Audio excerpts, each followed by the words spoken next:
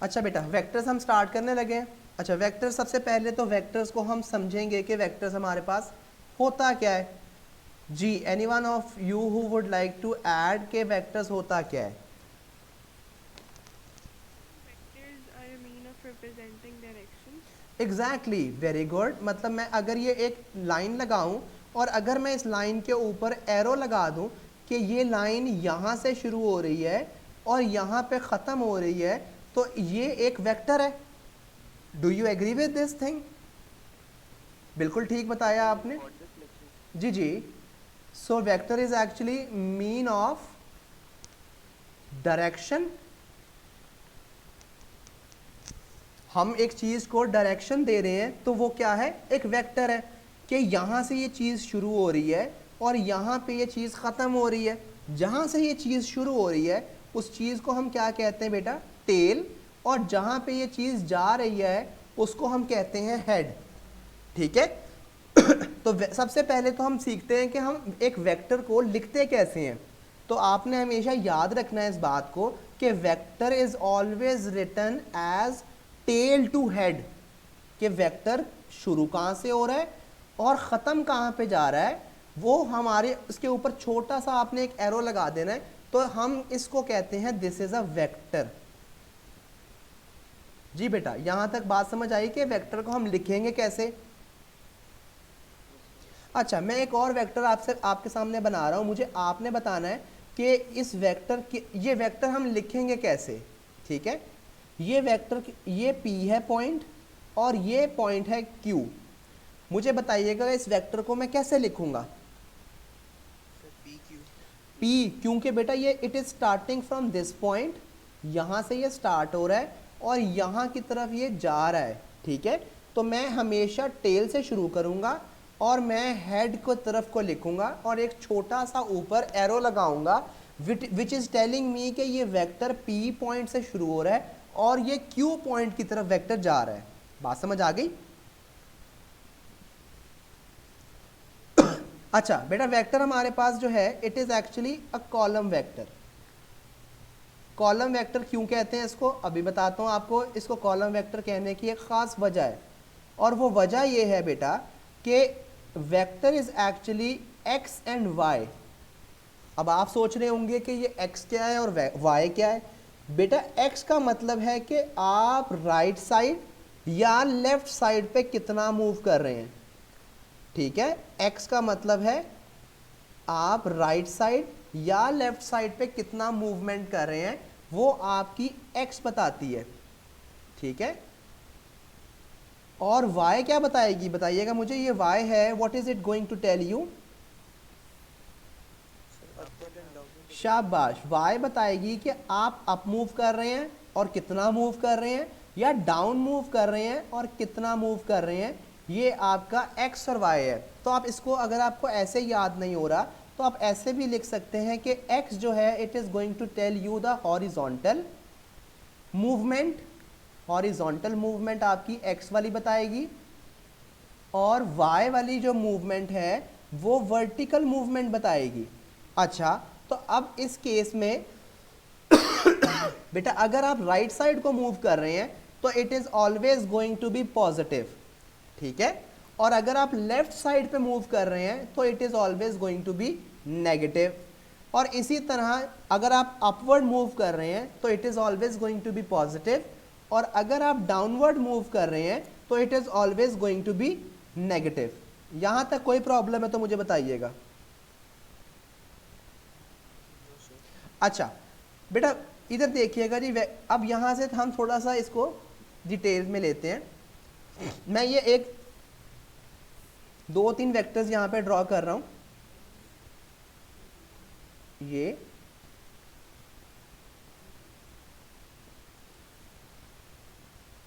ये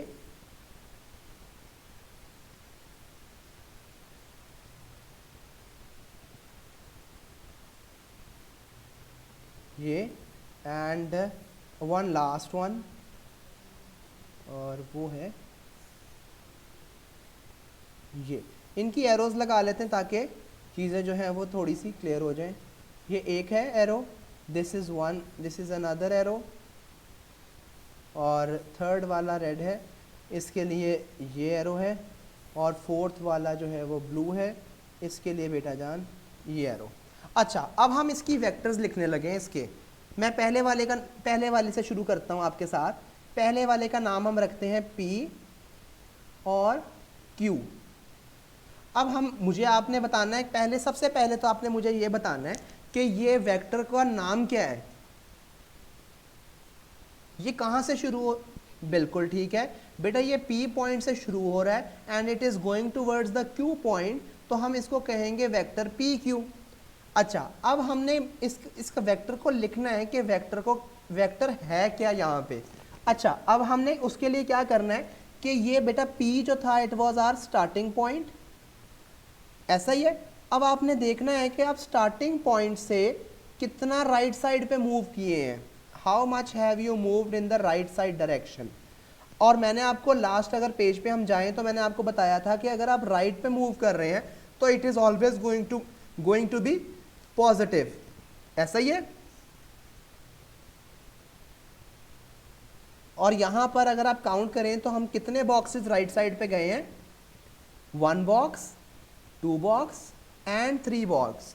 तो बेटा x की डायरेक्शन कितनी है इस केस में, +3। और अगर आप y को देखें, y को कैसे देखना है आपने, that how many boxes have you move in the vertical direction.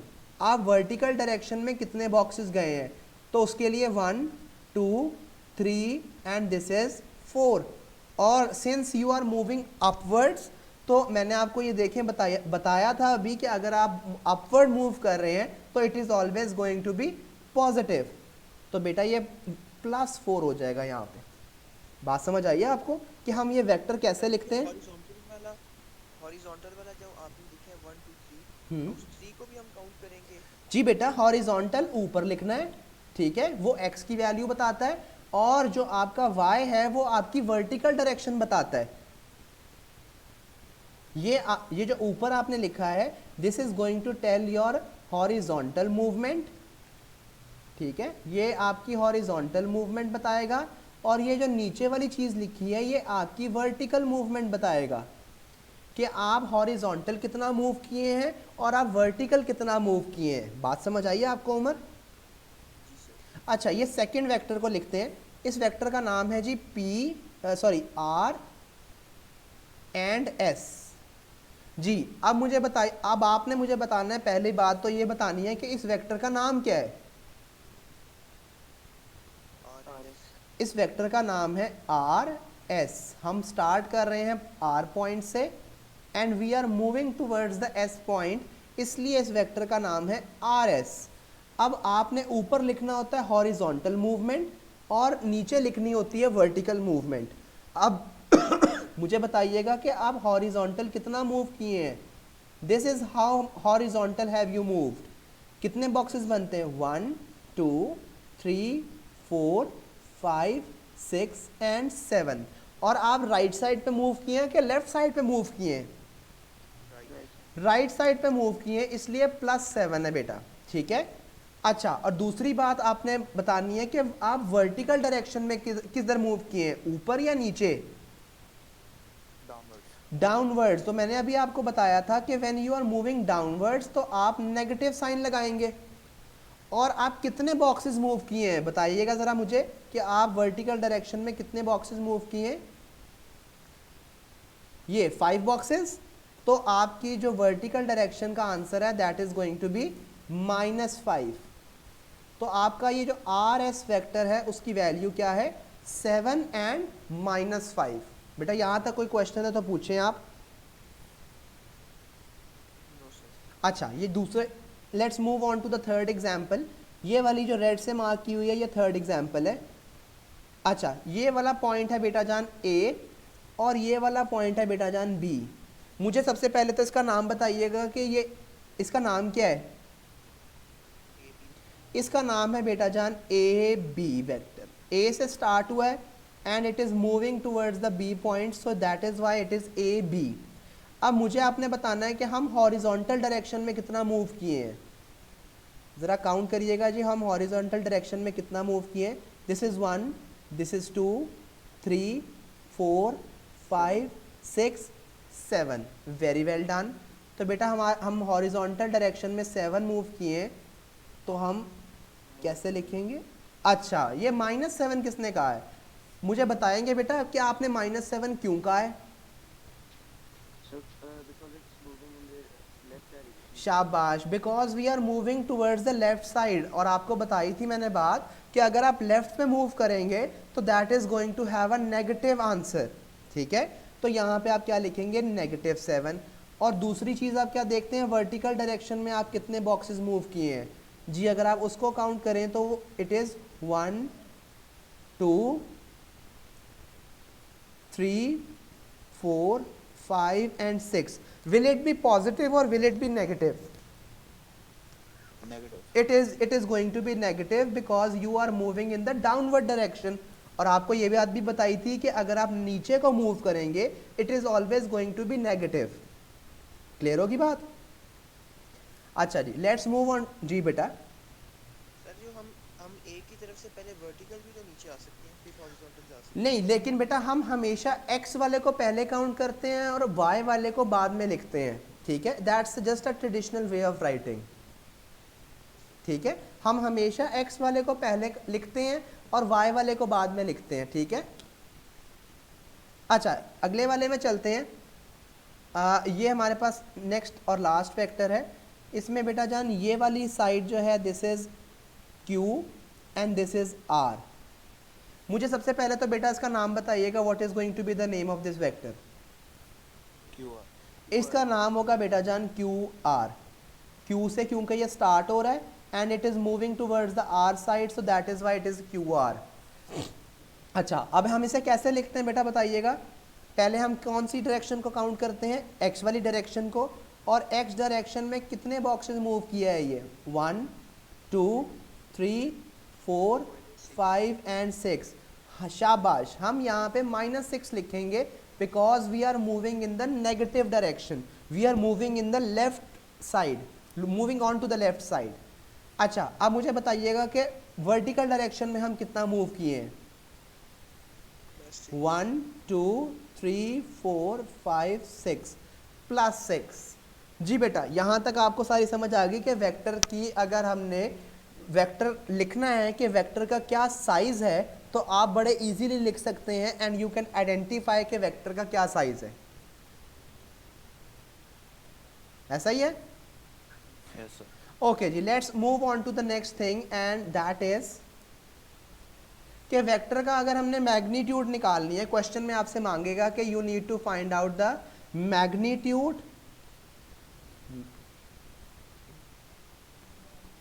Magnitude या इसको लेंथ भी कहेगा क्वेश्चन में, ऑफ वेक्टर। अगर आपसे ये कहेगा क्वेश्चन में निकालने को, तो आपने क्या करना है? ठीक है, सबसे पहले तो आपको पता हो कि क्वेश्चन में वो क्या लिखेगा, तो आपको पता लगेगा कि ये आपसे मैग्नीट्यूड मांग रहा है। ठीक है, अब ये जरा ध्यान से देखिएगा। अगर आपके पास क्वेश्चन में वो लिखेगा कि वेक्टर ए बी का आप ये साइड्स पे छोटी सी 2 बार्स बना देगा ऐसे करके, ठीक है, तो इसका मतलब है you need to find out the magnitude of this vector. ठीक है, जब भी साइड्स पे ऐसे छोटी सी 2 बार्स बन जाएंगी तो इसका मतलब है आपने वेक्टर का मैग्नीट्यूड फाइंड आउट करना है। ठीक है बेटा, यहां तक बात समझ आ गई है? अच्छा, अब फाइंड आउट कैसे करना है? फॉर एग्जाम्पल, ये जो मेरा वेक्टर है ए बी, इसके अंदर 2 चीजें हैं, one is the X and the other one is the Y. ठीक है, ये मेरे पास जो वेक्टर है इसमें एक चीज होती है एक्स और दूसरी चीज होती है वाई। और अगर आपसे कहता है to find out the magnitude of this vector A B, कि ये ए बी जो वेक्टर है इसका मैग्नीट्यूड फाइंड करें, तो it's a very simple way of finding. आप क्या करेंगे? आप जो x वाली वैल्यू है उसका स्क्वायर और ये जो y वाली वैल्यू है उसका square and a square root on top of it. बात समझ आ गई आपको? जिस तरह हम कोऑर्डिनेट ज्योमेट्री में डिस्टेंस फाइंड करते थे, बिल्कुल वैसे ही हमने मैग्नीट्यूड फाइंड करना है। बात समझ आई बेटा?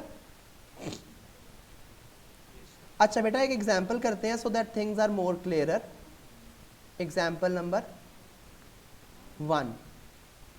बेटा हमारे पास एक क्वेश्चन है जिसके अंदर हमारे पास एक वेक्टर है ए बी और उस वेक्टर की जो वैल्यूज़ हैं दे आर 3 एंड -4 और वो हमें क्या कह रहा है फाइंड करने को, he is asking us to find out the magnitude of this vector. Can you all identify कि हमारे से इस क्वेश्चन में मैग्नीट्यूड मांग रहा है? बेटा क्यों मांग रहा है? क्योंकि ये साइड्स पे छोटी सी 2 बार्स बनी हुई हैं जिनका मतलब है कि we want to find, he is asking us to find out the magnitude. जी, तो मैग्नीट्यूड हम कैसे निकालेंगे बेटा? जो भी x की वैल्यू हमारे पास क्वेश्चन में है उसका स्क्वायर, वो क्या है बेटा 3 होल स्क्वायर, प्लस y की वैल्यू है -4 होल स्क्वायर, और हमने सिर्फ और सिर्फ -4 को, इन चीज़ों को हमने सिंप्लीफाई करना है। 9 आ जाएगा, -4 का जो स्क्वायर है वो होता है 16, इसको हम फर्दर सिंप्लीफाई करेंगे, it is going to give us 25 and final answer is going to be 5। बेटा यहाँ तक बात समझ आ गई कि ये जो ए बी वेक्टर है इसका जो मैग्नीट्यूड है उसकी वैल्यू क्या है बेटा 5। जी बेटा, कोई क्वेश्चन है तो प्लीज पूछ सकते हैं। No sir.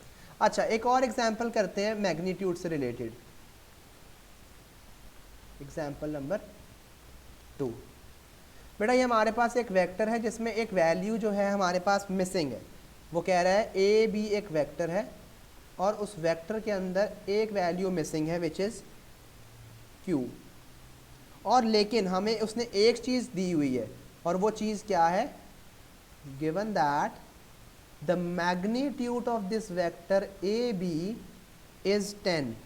ठीक है, इस ए बी वेक्टर का जो मैग्नीट्यूड है वो क्या है 10 and he is asking us to find the value of Q. हमने सिर्फ और सिर्फ क्यू की वैल्यू फाइंड करनी है।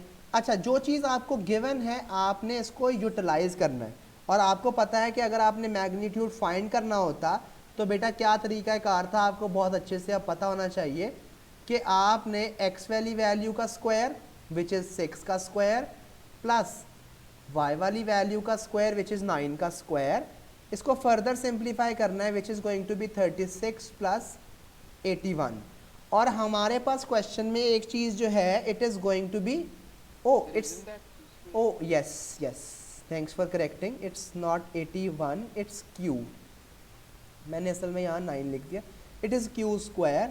और हमारे पास एक चीज़ जो है that is given to us here in the question कि ये जो ए बी वेक्टर है इसका मैग्नीट्यूड जो है वो क्या है बेटा 10। तो हम यहाँ पर ए बी वेक्टर के मैग्नीट्यूड की जगह पे 10 वैल्यू पुट कर देंगे। अच्छा, अब मुझे बताइएगा कि ये एक सिंपल सा क्वेश्चन बन गया हमारे पास। How many of you can solve this question? ये 10 और इस साइड पे स्क्वायर रूट है, what are you going to do next? शाबाश बेटा, square root on both sides too, and what is the reason for taking square root on both sides? जी बेटा बताइएगा। नहीं बेटा, to remove this square root, ये जो राइट साइड पे स्क्वायर रूट लिखा हुआ है इसको रिमूव करने के लिए हम दोनों साइड्स पे स्क्वायर ले लेंगे। ठीक है बेटा बात? अच्छा, अब दोनों तरफ जब हम स्क्वायर लेंगे तो लेफ्ट साइड पे 10 का जो स्क्वायर है दैट इज 100, और जब हम राइट साइड पे भी स्क्वायर लेंगे तो it is just going to cancel the square root. जी बेटा, यहाँ तक बात समझ आई है? इसको फर्दर हम सिंप्लीफाई करेंगे, 100 it is going to be equal to 36 plus Q square. जब हम क्यू स्क्वायर की वैल्यू फाइंड करनी है it is going to be equal to 100 minus 36। The value of q square will be 64 and what is going to be the value of q? बताइएगा जी। No, the value of q will be +8 and -8। बेटा जब भी आप square root लेते हैं तो आपके पास दो आंसर्स आते हैं, one is positive and the other one is negative. तो यहाँ पर दो आंसर्स पॉसिबल हैं, पॉजिटिव भी और नेगेटिव भी। जी बेटा, बात समझ आ गई आपको? जी बेटे, बेटा जब भी आप किसी भी नंबर का स्क्वायर रूट लेते हैं ना, क्योंकि यहाँ पे देखें लेफ्ट साइड पे भी आप स्क्वायर रूट लेंगे और राइट साइड पे भी आप स्क्वायर रूट लेंगे, जब भी आपने स्क्वायर रूट लेना है किसी भी नंबर का तो you are always going to get two answers and one is positive and the other one is negative. बात समझ आई आपको? जी बेटे। सर जी जी सर जब आपने ये अंडर रूट खत्म किए जी बेटा। क्यू के ऊपर से स्क्वायर खत्म नहीं हो जाएगा? नहीं बेटा, हमने जब मैंने यहाँ लेफ्ट राइट साइड पे स्क्वायर लिया है ना, तो ये पूरे के ऊपर स्क्वायर आया है, तो इस पूरे के ऊपर जो स्क्वायर आया है इसने सिर्फ और सिर्फ स्क्वायर रूट को कैंसिल किया है। सर वो आपने अलग स्क्वायर हाँ जी, ठीक है। यस सर अब क्वेश्चन क्लियर है ये पूरा? यस सर अच्छा, नेक्स्ट पे चलते हैं बेटा। हमारे पास कुछ कॉन्सेप्ट है अबाउट इक्वल वेक्टर्स के, वेक्टर्स जो हैं वो आपस में इक्वल कब होते हैं बेटा। उसके लिए दो बातें हैं, वो अब आपने याद कर लेनी है कि ये दो बातें क्या हैं। पहली बात, टू कंडीशंस हैं ये हमारे पास, ठीक है, टू कंडीशंस हैं। अगर ये दोनों कंडीशन सेटिस्फाई होंगी तो हमारे पास वेक्टर्स जो हैं वो आपस में इक्वल होंगे। और वो दो कंडीशंस हमारे पास क्या हैं?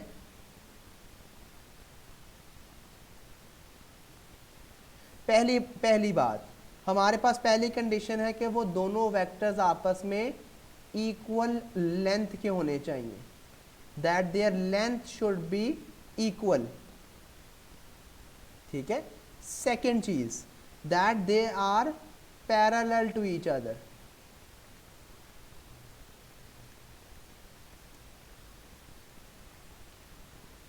अगर ये दोनों बातें हमारी फुलफिल होंगी तो फिर हमारे दोनों वेक्टर्स आपस में इक्वल होंगे, otherwise both the two vectors are never going to be equal, ठीक है।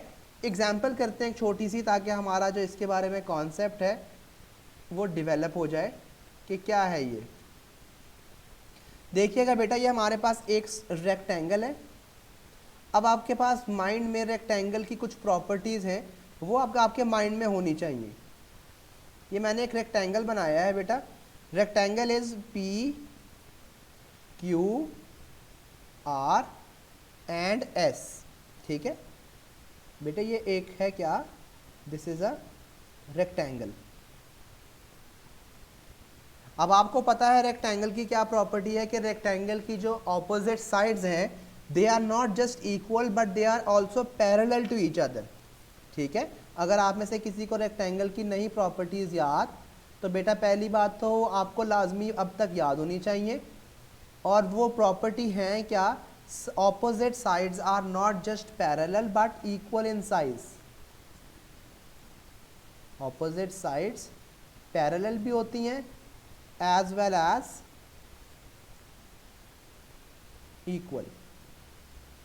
जी बेटा, ये बात समझ आ गई? अच्छा, यहाँ पे दो चीज़ें आपको और दी हुई हैं, वो ये कि आपके पास ये जो एक पी क्यू वैक्टर है इसकी वैल्यू दी हुई है कि ये 2q है, और आपको एक और वेक्टर बताया हुआ है पी एस और इसकी वैल्यू दी हुई है 5 टाइम्स b। अच्छा, मुझे आप बता सकते हैं यहाँ पे कोई और वेक्टर जो इनके पैरेलल, इनके साथ इक्वल हो? Can you tell identify any other equal vectors from here?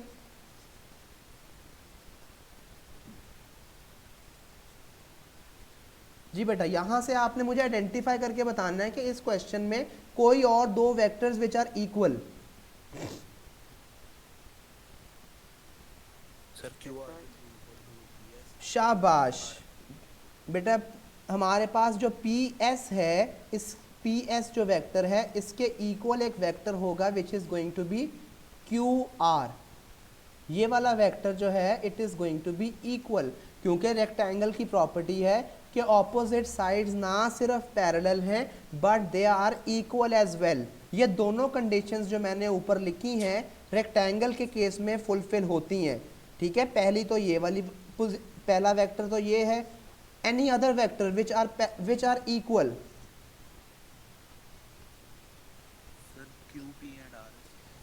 Q P and R S, या फिर आप इसको यूं भी कह सकते हैं। जी बेटे, Sir, I have a question. Sir, the equal vector, if it हम बेटा यही बात तो मैंने की है कि उनकी लेंथ इक्वल होनी चाहिए। मैंने, अगर आप देखें, ये देखिएगा, हम पीछे जाते हैं 2 स्लाइड्स। बेटा मैग्नीट्यूड का मतलब है लेंथ, ठीक है बेटा। तो तो दो वेक्टर्स जो हैं they are always going to be equal. अगर ये दो बातें जो है, ये जो दो प्रॉपर्टीज आपको बताई हैं, अगर ये सेटिस्फाई होती हैं तो दो वेक्टर्स आपस में इक्वल हैं। और यहाँ पे ये दूसरा वेक्टर आप में से किसी ने बताया है which is P Q and the other one is S R. तो एस आर वैक्टर की वैल्यू भी 2 टाइम्स ए होगी, ठीक है बात बेटा। एक और एग्जाम्पल करते हैं so things are a little more clearer. Example number 2। अच्छा जी बेटा, ये एक शेप मैं आपको बताता हूँ अभी कौन सी है, ये देखिएगा।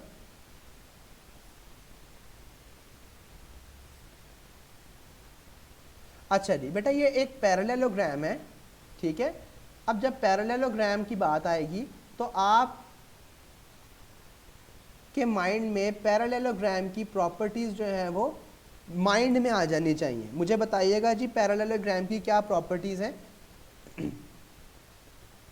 इक्वल इनकी साइड्स होती हैं, ऑपोजिट साइड्स जो हैं, ऑपोजिट साइड्स इक्वल भी होती हैं, प्लस पैरेलल भी होती हैं, ठीक है। ये दोनों बातें पैरेललोग्राम के केस में ट्रू हैं। अच्छा, अब मैं आपको कहता हूँ कि फॉर एग्जांपल ये जो पैरेललोग्राम है this is A B C and D. आपको दो वेक्टर्स की वैल्यू भी बता देता हूँ which is 5 times p and this is for example 10 times q। अच्छा, my question from you guys is to tell me any other two equal vectors। Equal vectors आपने मुझे यहाँ पे आइडेंटिफाई करके बताने हैं। AB is equal to DC, क्योंकि इनकी सिर्फ और सिर्फ लेंथ नहीं इक्वल, इनकी डायरेक्शन भी आपस में इक्वल है। बिल्कुल ठीक है बेटा। This is going to be 5p। Any other vector? AD जो है ये वेक्टर किसके इक्वल होगा? This is going to be equal to vector BC, और ये BC वेक्टर की वैल्यू भी कितनी होगी? 10 टाइम्स Q। यहाँ तक बेटा कोई प्रॉब्लम है तो आप पूछ सकते हैं। अच्छा, मेरा अब आपसे थर्ड एग्जाम्पल है और एक क्वेश्चन है आपसे, ठीक है बेटा। Example number 3। बेटा ये एक ट्राइंगल है, देखिएगा जी, एक ट्राइंगल कौन सा है ये? This is a equilateral triangle. आपको पता होना चाहिए कि इक्विलेटरल ट्राइंगल कौन सा होता है, सबको पता है? इक्विलेटरल ट्राइंगल हमारे पास बेटा वो ट्राइंगल होता है जिसमें सारी साइड्स जो हैं वो आपस में इक्वल होती हैं। ये वाली साइड इस साइड के सारी आपस में इक्वल हैं। ये ट्राइंगल है फॉर एग्जांपल ABC। अच्छा, यहाँ पे मैंने आपको एक फैक्टर बता दिया विच इज़ AB और उसकी वैल्यू मैंने आपको बताई 5p। अच्छा, AB वेक्टर है, इसकी वैल्यू है 5p। Can any one of you tell me कि यहाँ पे कोई और इक्वल वेक्टर्स आप मुझे बता सकते हैं? Sir AC and BC। अच्छा जी, मुझे ज़रा एक मिनट जी दोबारा बताइएगा, आपने कौन से कहे? AB वेक्टर के इक्वल हैं, कोई और वेक्टर्स भी हैं? तो नहीं होंगे बेटा जी अब क्यों नहीं होंगे? कौन कह रहा है इक्वल नहीं होंगे? And can you tell me a reason for not? Yes बेटा, यहाँ पर आपने दो बातों को देखना है। पहली बात मैं दोबारा रिपीट कर रहा हूँ कि द टू वेक्टर्स जिनको आप इक्वल कह रहे हैं दे शुड बी पैरेलल, और दूसरी बात they should be equal in length. अब आपने सिर्फ और सिर्फ एक चीज़ को आइडेंटिफाई किया है कि ये दोनों लेंथ्स आपस में इक्वल हैं। AB और BC आपस में लेंथ तो इक्वल हैं, लेकिन ये आपस में पैरेलल नहीं है। So there is not going to be any vector parallel in this case. जी बेटा, बात समझ आई है? जी बेटे, तो there are no equal vectors, और उसका रीज़न अभी बताया आपको, और वो क्या था? No parallel line. जी बेटे, बात समझ आ गई यहाँ तक? अच्छा जी, नेक्स्ट साइड पे नेक्स्ट चलते हैं ज़रा एक जगह पे। बेटा बेसिक मोड ऑफ क्वेश्चंस हमारे पास, बेसिक मोड ऑफ क्वेश्चंस, ठीक है। बेसिक मोड हमारे पास क्वेश्चंस के क्या होंगे? बड़े इजी क्वेश्चंस। इनका दूसरा नाम आप कह सकते हैं, they are going to be easy questions. और वो क्या होंगे हमारे पास? फॉर एग्जाम्पल, ये आपके पास एक पैरेललोग्राम है, एक पैरेललोग्राम है आपके पास, and he is asking you to identify a few things over here. ये एक पैरेललोग्राम है आपके पास, और वो जो आपसे चीज़ें उसने बताई हुई हैं, ये P है, this is Q, this is R and this is S। उसने आपको कुछ चीज़ें बताई हैं कि ये जो PQ वेक्टर है, this is 10 times A, and this vector PS, this is ये जो PS वेक्टर है, दिस इज़ 12 टाइम्स B, ठीक है। और इसके अलावा उसने एक और चीज़ बताई है आपको कि ये जो वेक्टर है आपके पास QR, इस पे यहाँ पर एक पॉइंट है N, और इसी तरह ये जो SR वेक्टर है, इस पे भी यहाँ पर एक पॉइंट है M, और ये जो M और N पॉइंट्स हैं, these are the mid points, ठीक है। ये चीज़ें उसने बताई हुई हैं, M and N are mid points. अच्छा, सबसे पहली चीज़ आपने यहाँ पे जो आइडेंटिफाई करनी है कि अच्छा, ये शेप आपको कौन सी दी हुई है उसने? पैरेललोग्राम। तो पैरेललोग्राम की प्रॉपर्टीज़ आपके माइंड में होनी चाहिए कि ऑपोजिट साइड्स ना सिर्फ इक्वल होती हैं, but they are parallel as well. अच्छा, सबसे पहला पार्ट आपने जो मुझे बताना है, सबसे पहली चीज़ आपने यहाँ से आइडेंटिफाई करके बतानी है, what is going to be the value of SR? शाबाश बेटा, SR की जो वैल्यू है, it is going to be 10A। इसी तरह आपने मुझे बताना है what is going to be the value of, value आपने मुझे बतानी है QR की। QR की वैल्यू जो है, it is also going to be 12 times B। जो सेकेंड चीज़ आपने मुझे बतानी है वो है कि QN बताना है मुझे, आपने Q से लेके N बताना है आपने 6B जी। It is going to be the half of 12 which is going to be 6B। अच्छा, अब आपने ये चीज़ तो आइडेंटिफाई कर ली। Can any one of you tell me what is going to be the value of NR? NR is also going to be 6B। अच्छा, इसी तरह मुझे आपने बताना है what is going to be the value of SM? SM की value आपने मुझे बतानी है, विच इज़ 5A। बिल्कुल ठीक है।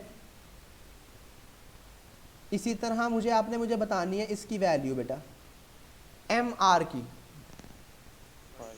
This is also going to be 5A। Question अब जरा देखिएगा, क्वेश्चन आपसे सारे काफ़ी चीज़ें हमने यहाँ पे आइडेंटिफाई कर ली हैं। पहले पार्ट में आपने बताना है कि what is going to be the value of PR। ये पार्ट्स हम सॉल्व करते हैं, ठीक है। सबसे पहले पार्ट में आपने फाइंड आउट करना है what is going to be the value of PR। बेटा मुझे ये PR को ज़रा पढ़ के बताइएगा, what is going to be the starting point? PR में स्टार्टिंग कहाँ पे है? P पॉइंट पे स्टार्टिंग है, और एंड कहाँ पे हो रहा है वेक्टर? शाबाश। तो बेटा अब आपने ट्रैफिक को याद रखना है माइंड में कि ट्रैफिक आप कैसे जाते आते हैं एक जगह से। अब आपने यहाँ पर P पॉइंट से चलना है, और आपने कहाँ पे जाना है? R पॉइंट पे जाना है, ठीक है। लेकिन ये रास्ता टेम्परेरी तौर पे ब्लॉक है, ठीक है। ये जो रूट है ना, जो मैंने ग्रीन से जहाँ पे, जिसको हम एक्चुअली में यूज़ कर सकते हैं, ये रूट अभी फिल वक्त बंद है बेटा। अच्छा, is there any other way that you can use? आप P से निकलें और आप R पे पहुंच जाएं, कोई और रास्ता आप यूज़ कर सकते हैं? अच्छा, आप पहले यहाँ से निकलें, ये देखिएगा आप यही बात कर रहे हैं। आप पहले यहाँ से निकले P से, पहले आप S पे गए, और फिर S से आप R पे चले गए, यही बात कर रहे थे आप। You mean to say P to S and then from S to R। अच्छा, इसके अलावा कोई और रास्ता भी आप ऑप्ट कर सकते हैं।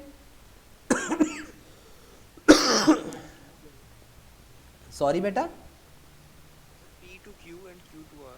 Very good.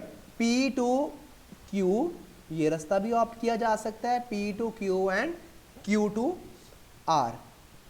सर इसमें वो वाला मसला नहीं है कि पहले आपने x की वैल्यू लेनी है। कौन से x की वैल्यू? यहाँ पे तो कोई x ही नहीं है।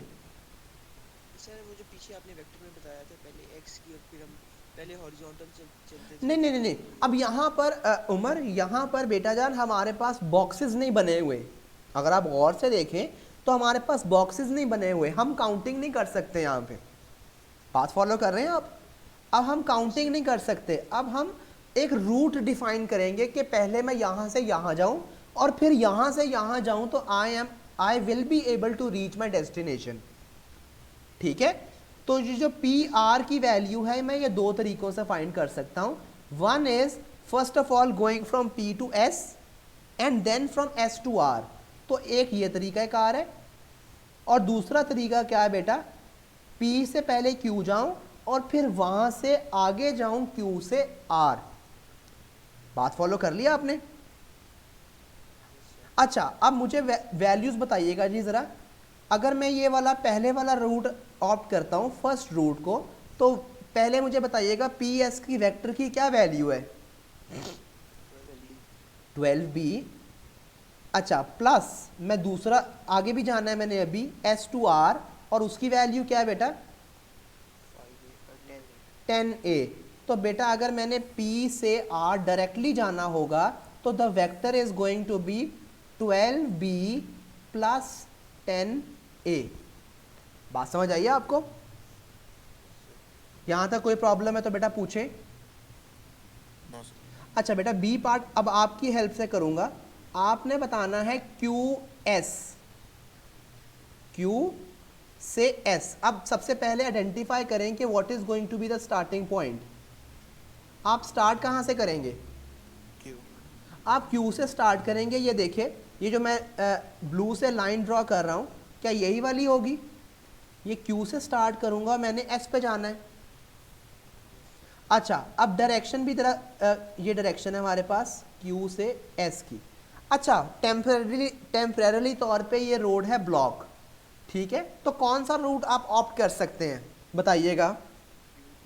Q to P and P to S। जी बेटा पूछें, जी पूछें। ये P और R और Q और S की जो वैल्यू है वो सेम नहीं होगी? दोबारा ये P किसी कहीं दोबारा बताइएगा बेटा। P और R और Q और S की वैल्यू जो है वो सेम नहीं होगी? P और R और P और S की वैल्यू कैसे सेम होगी बेटा? ना तो P और R, फिर एक डायगोनल P R है हम्म और Q S रहता है, हम्म की वैल्यू सेम नहीं होंगी? इन वेक्टर्स की वैल्यू आप कह रही हैं इक्वल होंगी, ऐसा ही है हाँ जी। बेटा जान? ये देखें, अब हम दो स्लाइड्स को पीछे जाएंगे और आप कह रही हैं कि ये दो वेक्टर्स इक्वल होंगे। बेटा जान, हमने आइडेंटिफाई किया था कि दो वेक्टर्स इक्वल तब हो सकते हैं जब उनकी length as well as they are parallel to one another. बेटा जान, ये यहाँ पर इक्वल लेंथ में ज़रूर हो सकते हैं but they are never ever going to parallel to one another. बात समझ आई बेटा आपको? जी सर, ठीक हो गया। अच्छा, अब हम इस वेक्टर को फाइंड आउट करना चाहते हैं। हम Q से निकलेंगे and we are going to reach at this point S। हम Q से S पे जाना चाह रहे हैं, तो कौन सा रूट ऑप्ट करेंगे बताइएगा जी ज़रा मुझे। सर Q पहले Q से निकलें और हम चले जाएं R पे, और फिर R से निकलें और चले जाएं S पे, ऐसा ही है? This can be one way of going to the destination, ऐसा ही है? अच्छा, और इसके अलावा दूसरा भी रास्ता है, both of them is going to give us the same result. अच्छा, मुझे बताइएगा जी क्यू आर वेक्टर की क्या वैल्यू है? 12b। अच्छा, मुझे बताइएगा आर एस वेक्टर की क्या वैल्यू है? शाबाश बेटा। अभी अगर आप देखें तो हमारे पास जो एस आर वेक्टर है उसकी वैल्यू है 10a, ठीक है? अगर आप सिर्फ और सिर्फ इसकी डायरेक्शन को उल्टा कर दें, जस्ट द डायरेक्शन, ठीक है, तो इसकी डायरेक्शन को उल्टा करने का मतलब है आप उसके साथ एक नेगेटिव साइन लगा देंगे। बात समझ आई है आपको? क्योंकि वेक्टर जी जैसे कि सर इधर जो था कि साइन जा रहा था S to R, S2R का, R to X, R इस वजह से नेगेटिव हो गया। यस, बिकॉज नीचे से ऊपर जाना पॉजिटिव था तो ऊपर से नीचे आना is going to be negative, क्योंकि वेक्टर की बेटा डायरेक्शन भी होती है। यस सर, लेकिन अगर सर जो क्वेश्चन है उसमें नीचे की तरफ पॉइंट हुआ हो फिर तो बेटा, तो फिर अगर हम नीचे से ऊपर जाएंगे that is going to be negative. नहीं सर, अगर नीचे की तरफ पॉइंट हुआ हो फिर भी हम ऊपर से नीचे की तरफ आ रहे हैं। तो फिर तो वो पॉजिटिव ही है ना, फिर तो वो पॉजिटिव है, ठीक है। जिस डायरेक्शन में उसने क्वेश्चन में दिया हुआ है, for example this is the positive direction in the question, तो बेटा अगर हम नीचे से ऊपर जा रहे हैं वो नेगेटिव होगा, और अगर हम ऊपर से नीचे आ रहे हैं that is not going to be negative, that is going to be positive. If we are going against the question then yes, अगर हम उसके डायरेक्शन के अगेंस्ट जा रहे हैं तो that is going to be negative. यहां तक समझ आई?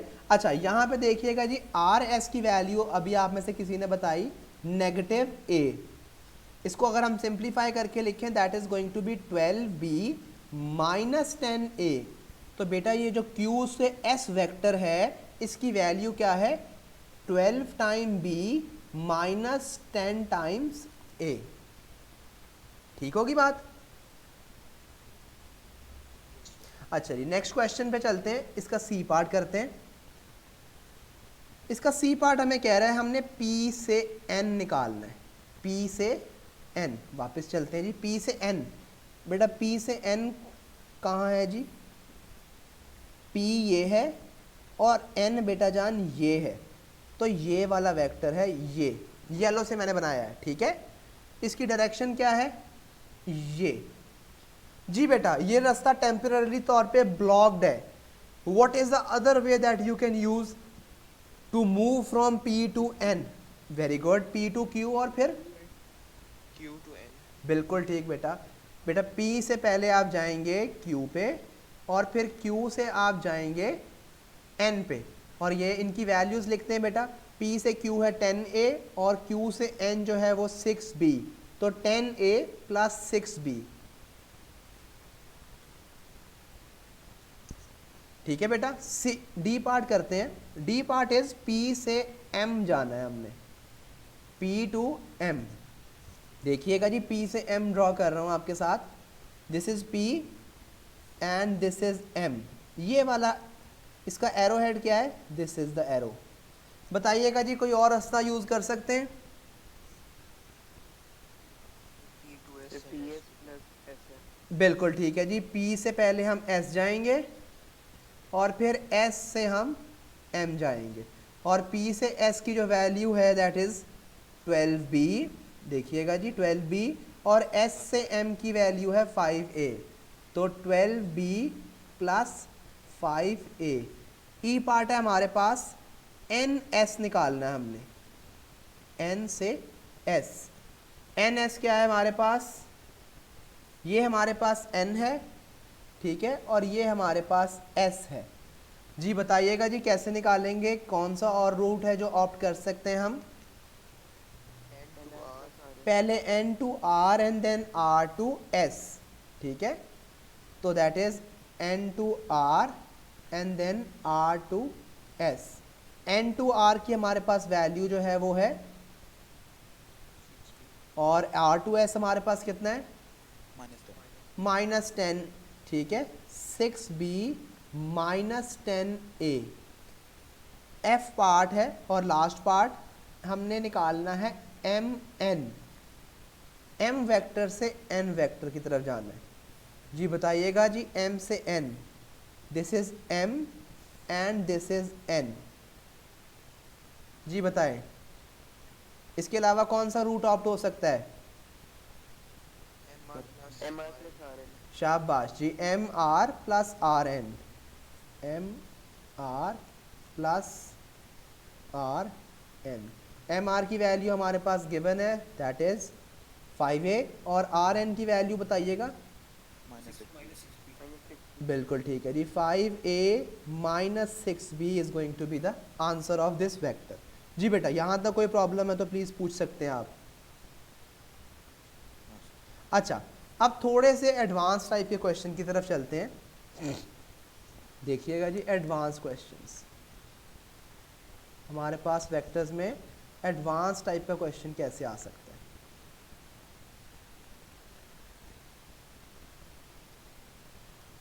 एडवांस क्वेश्चन में हमारे पास बेटा ये एक रेक्टेंगल है, ये देखिएगा जी, रेक्टेंगल है हमारे पास, और रेक्टेंगल की प्रॉपर्टीज आपको पता होनी चाहिए by the time you are sitting hair.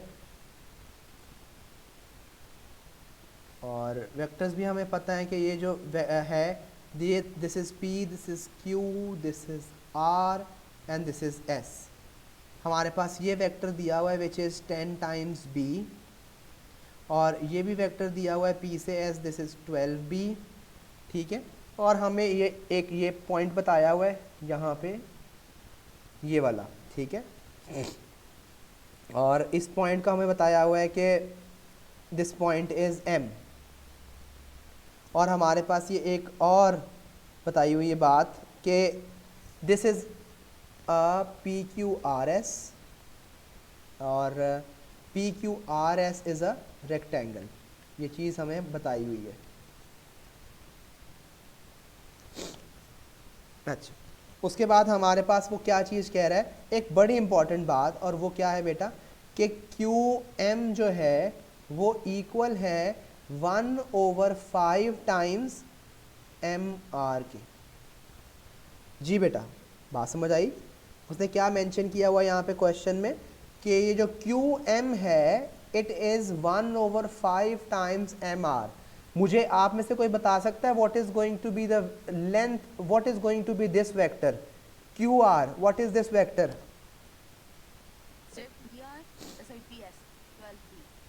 Exactly, QR जो है it is going to be equal to PS which is 12B।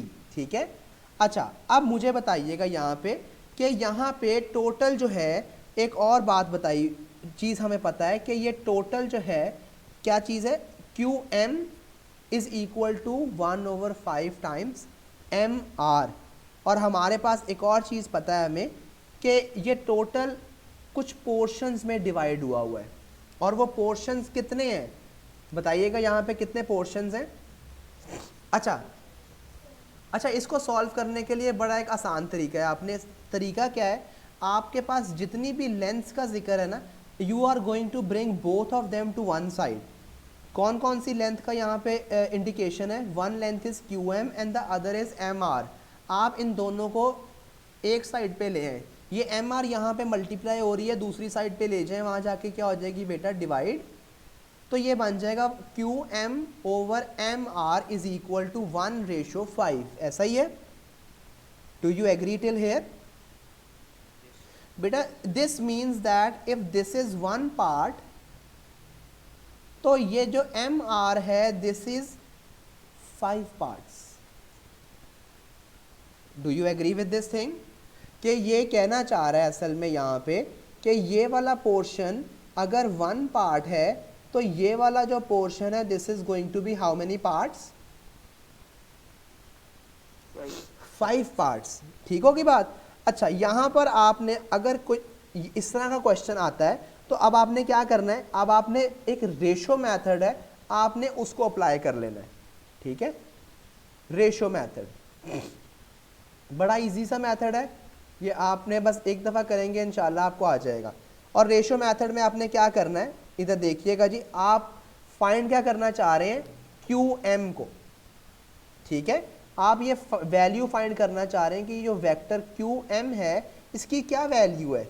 इसका तरीका देखिएगा बेटा, आपने दो चीज़ों को कंपेयर करना है, एक तो पार्ट्स को और दूसरा एक्चुअल को, और साथ में आपने कंपैरिजन करना है जो चीज़ आपको गिवन है और जो चीज़ आपने फाइंड करनी है। अच्छा, अब मुझे बताइएगा गिवन हमारे पास क्या है क्वेश्चन में, related to this side only. What is given to us related to this side only? हमें हमारे पास गिवन जो है दैट इज क्यू आर, बिल्कुल ठीक है। और हमने फाइंड क्या करना है बेटा यहाँ पर, बिल्कुल ठीक है, हमने यहाँ पे क्यू एम फाइंड करना है। मुझे बताइएगा कि क्यू आर यहाँ पे कितने पार्ट्स है 1 बेटा, क्यू से आर तक कितने पार्ट्स हैं 6 बेटा, ये एक पार्ट है और ये 5 पार्ट्स हैं, तो टोटल ये क्यू आर जो है ये 6 पार्ट्स है, ठीक है। और क्यू आर की यहाँ पर एक्चुअल वैल्यू क्या दी हुई है 12b, बिल्कुल ठीक है। अब मुझे बताइएगा कि क्यू एम वेक्टर जो है ये कितने पार्ट्स है, दिस इज 1 पार्ट। और यहाँ पे क्यू एम की एक्चुअल वैल्यू क्या दी हुई है हमें,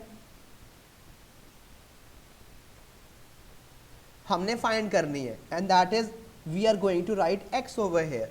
आपने सिंपली यहाँ पे क्रॉस मल्टीप्लाई करवाना है इनको, 6 times x is equal to 1 times 2b 12b sorry.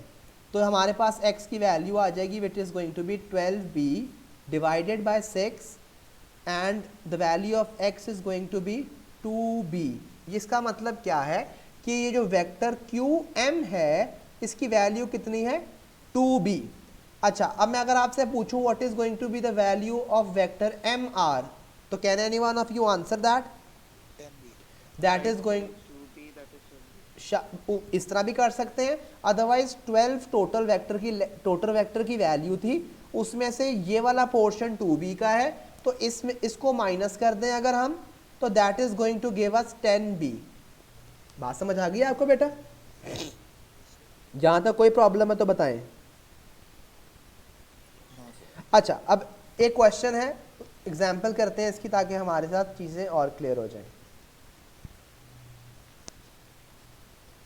Example number 1।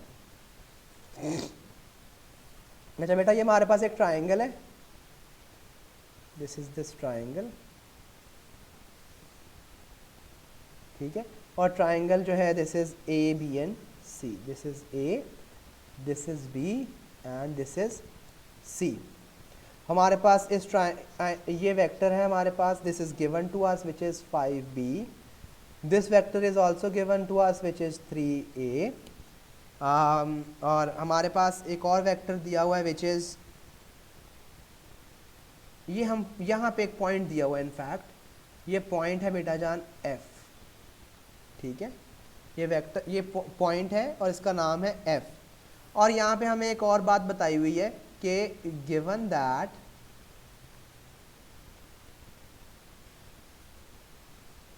f is such that bf is equal to 1 over 3bc।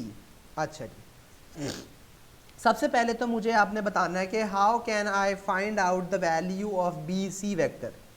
मैं पहले बी सी वेक्टर की वैल्यू फाइंड आउट करना चाह रहा हूँ आपके साथ। Can any one of you help me in finding out the value of vector B C. सबसे पहले पार्ट में जी बेटा, B C vector find out करना है, क्या वैल्यू होगी, कैसे फाइंड करेंगे? 7:3 नहीं नहीं, वेक्टर बी सी फाइंड करना है बेटा। मैंने यहाँ बी से चलना है और मैंने यहाँ सी तक आना है, तो कैसे आऊँगा, क्या तरीका कार है? ये रास्ता बंद है, ये रूट बंद हुआ हुआ है।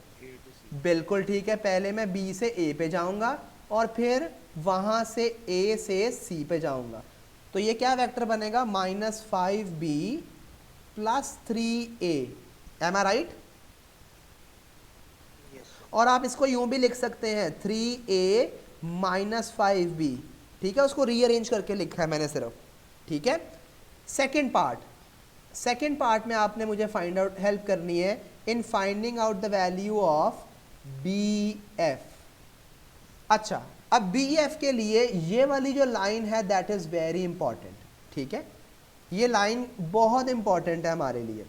अच्छा, ये मैंने इस लाइन को आपको अभी बताया था कि आपने इस लाइन को कैसे सिंप्लीफाई करना है।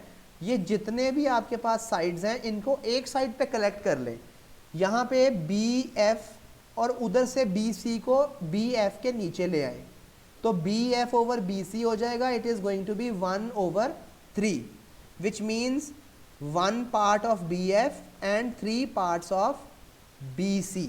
Do you agree till here?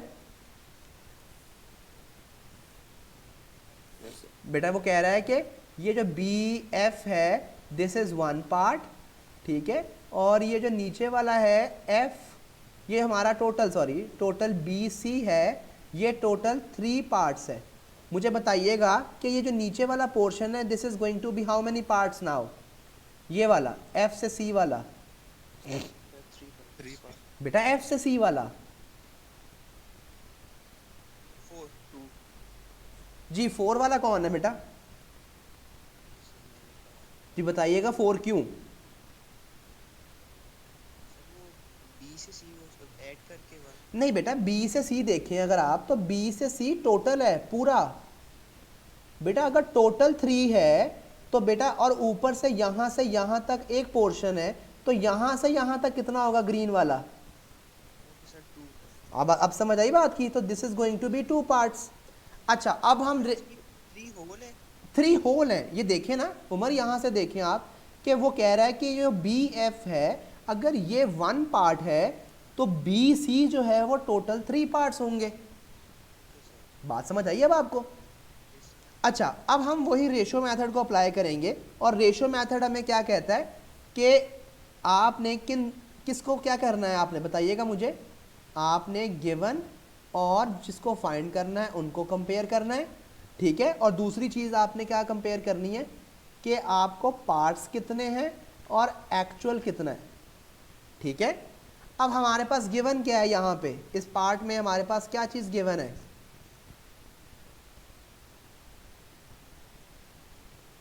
जी बताइएगा बेटा, नहीं पता? B to C B to C हमारे पास गिवन है और हमने फाइंड क्या करना है? B से F वाले को हमने फाइंड करना है, ठीक है। मुझे बताइएगा जी कि B से C के कितने पार्ट्स हैं? 3 पार्ट्स। बिल्कुल ठीक है, 3 पार्ट्स हैं। और एक्चुअल में B से C वेक्टर की क्या वैल्यू है? X, sir. नहीं, B से C वेक्टर की वैल्यू अभी तो हमने प्यारे बच्चे ये फाइंड की है, ये देखें आप, Oh, sir. ये हमने अभी तो बेटा फाइंड की है, which was 3A minus 5B, अभी तो हमने फाइंड किया 2 मिनट पहले। अच्छा वो अब मुझे बताइएगा कि B से F वाला जो वेक्टर है ये कितने पार्ट्स है? 1 दिस इज 1 पार्ट, ठीक है, एंड एक्चुअल में इसकी कितनी लेंथ कितनी वैल्यू है ये हमने फाइंड आउट करनी है।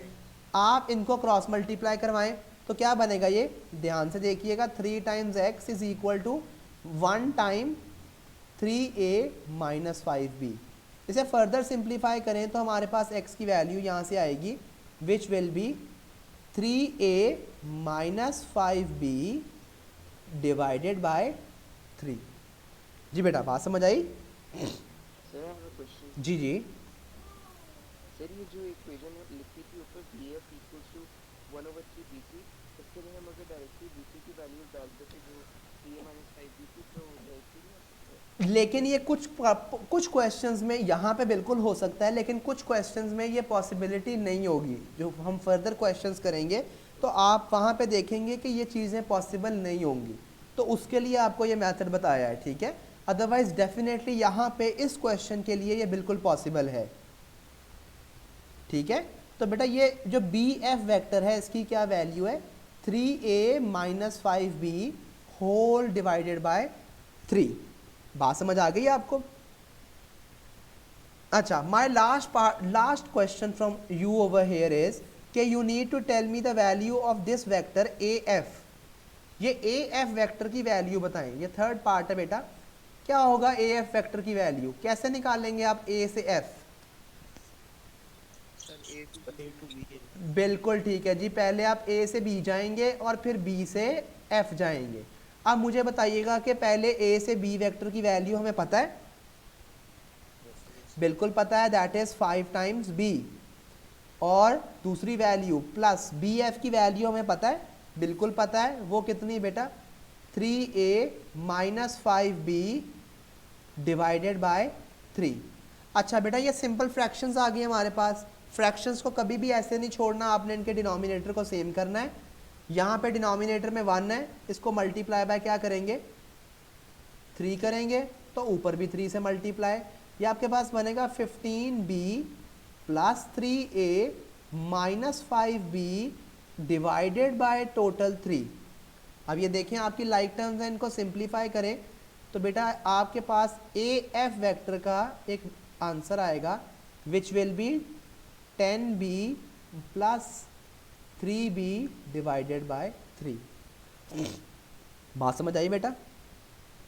Yes sir. यहाँ तक कोई प्रॉब्लम है तो बताएं। जी बेटा कोई प्रॉब्लम है तो बताएं। अच्छा बेटा अब कुछ 10b plus 3a आएगा ना? एक मिनट जी 10a बिल्कुल जी 3a है जी बिल्कुल 3a है। अच्छा जी बेटा हम यहाँ पे अब कुछ let's write a few rules for vectors. कुछ रूल्स हैं जो हम यहाँ पे लिख लेते हैं so that whenever we are doing vectors तो हम कुछ चीज़ें देख लें। सबसे पहली चीज़ आपने हमेशा क्या देखनी है कि if the vectors are equal, सबसे पहले आपने क्या आइडेंटिफाई करना है कि इनमें कौन कौन से वेक्टर्स आपस में इक्वल हैं, और उनके लिए कुछ बातें हैं वो हमने ऊपर डिस्कस की हैं कि ये दो वेक्टर्स जो हैं आपस में इक्वल हैं।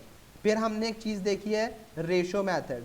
जब वो एक अजीब डरावनी सी रेशो दी हुई होगी, फ्रैक्शंस दिए हुए होंगे, तो हम वहाँ पर हमेशा रेशो मेथड को अप्लाई कर लेंगे। ठीक है।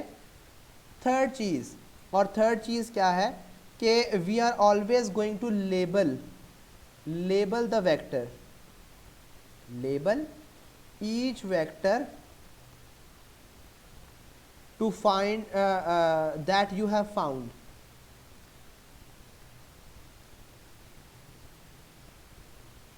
ठीक है, आपने अपनी डायग्राम पे जो भी वेक्टर आपने फाइंड कर लिया है, you are definitely going to write it there on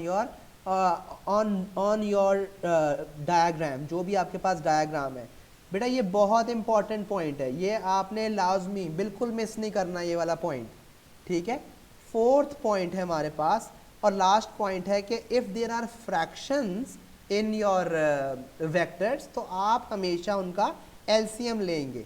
take LCM if the vectors is in fractions, you are going to take LCM if vector is in fractions. ये last example अभी हमने की है ना, इसमें फ्रैक्शंस में आ रही थी चीज़ें, तो हम यहाँ पे अगर इस तरह का सिनेरियो होगा तो we are always going to take the LCM. ठीक है।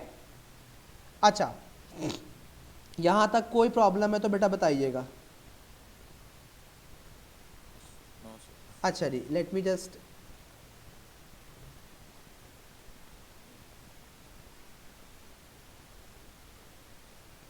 एक छोटा सा क्वेश्चन है जो हम करते हैं, उसके बाद एक आखिरी चीज़ है पोजीशन वेक्टर्स, उसको हम करते हैं। जी जी बेटा ये नज़र आ रही स्क्रीन आपको? Yes sir. अच्छा ये क्वेश्चन भी आई होप अब आपको नज़र आ रहा है जी। Is this question visible to you all? अच्छा जी let's start with this question. ये बड़ा सिंपल सा क्वेश्चन है, पास्ट पेपर्स में हमारे पास आया हुआ है, तो हम इसको सॉल्व करते हैं।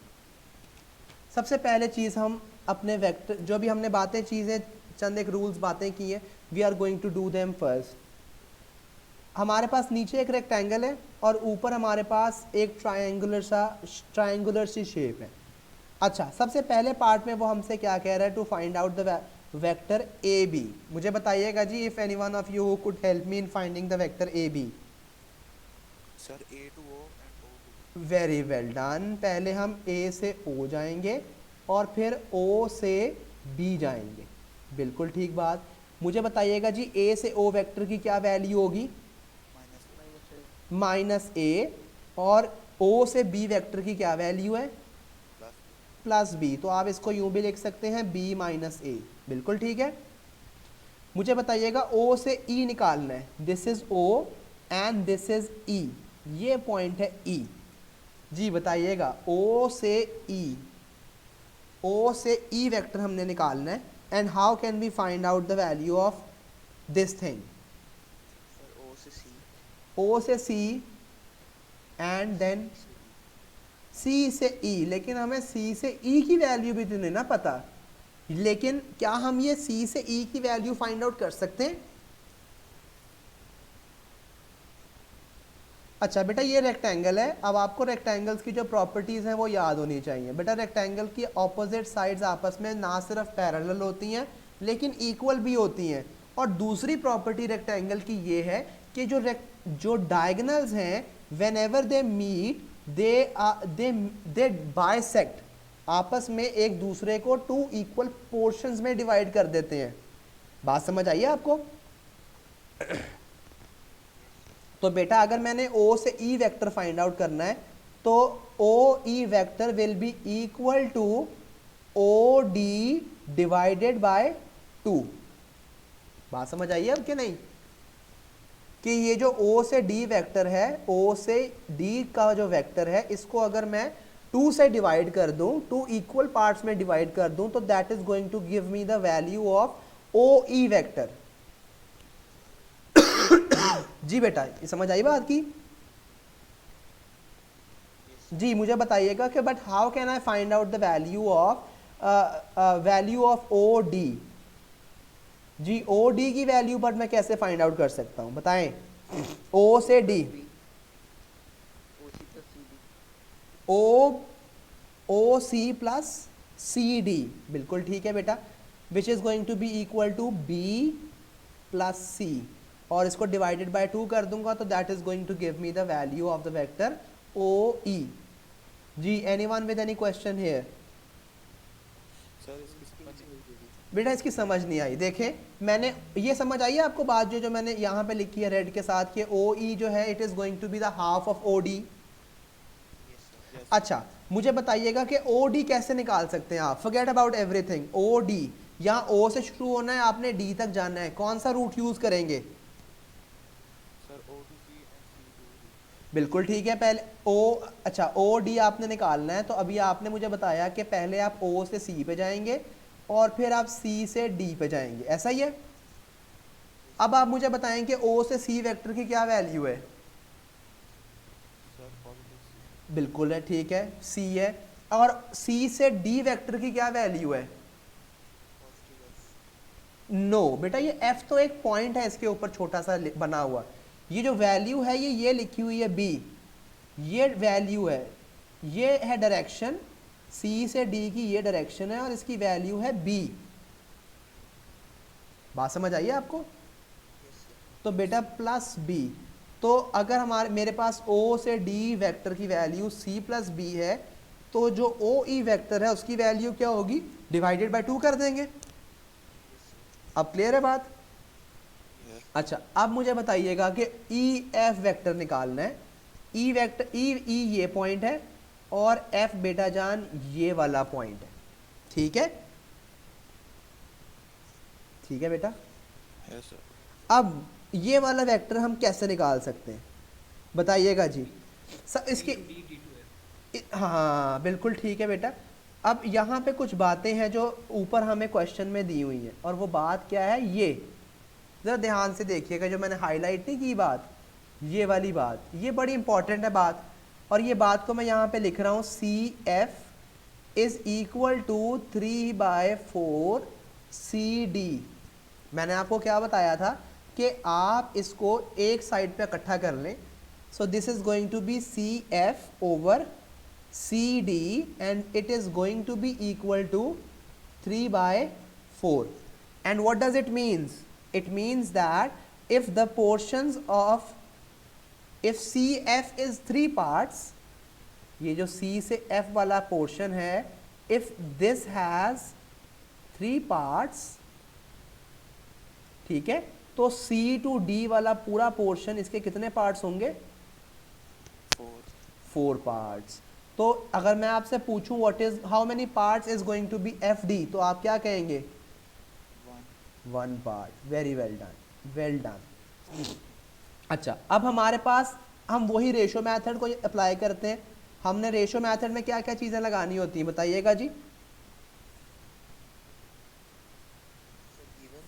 बिल्कुल ठीक है बेटा, given and what we need to find out, ये चीज़, और हमारे पास पार्ट्स कितने हैं उसके और एक्चुअल वैल्यू कितनी है। अब हमारे पास यहाँ पे क्या चीज़ गिवन है सी डी और सी एफ में से? सी डी हमें गिवन है और हमने सी एफ जो है वो हमने फाइंड आउट करना है। अच्छा मुझे बताइएगा कि सी डी के कितने पार्ट्स हैं? 4 पार्ट्स हैं और एक्चुअल वेक्टर की वैल्यू कितनी है? नहीं पता बेटा? सी डी पूरे वेक्टर की वैल्यू ये लिखी हुई है बी बेटा, क्योंकि रेक्टेंगल की आपस में ऑपोजिट साइड्स इक्वल भी होती हैं और पैरेलल भी होती हैं। तो जो वेक्टर ओ बी की वैल्यू है it is going to be equal to the vector C D. ये बात समझ आती है आपको? तो बेटा हमारे पास जो सी डी वेक्टर की एक्चुअल वैल्यू है it is going to be B. ठीक है, अब मुझे बताइएगा कि सी एफ जो है ये कितने पार्ट्स है?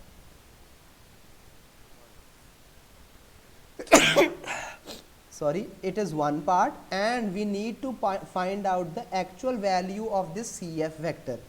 तो आपने क्या करना? सॉरी बिल्कुल बेटा 3 पार्ट्स हैं, ये भी किसी ने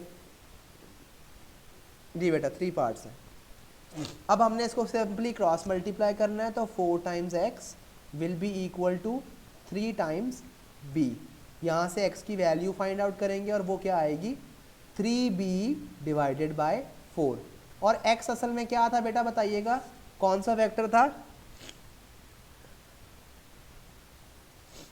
जी बेटे नहीं पता बेटा? x जो था it was actually CF vector. ये देखिए ना, x जो था वो क्या था बेटा? CF वेक्टर की actual value of CF vector.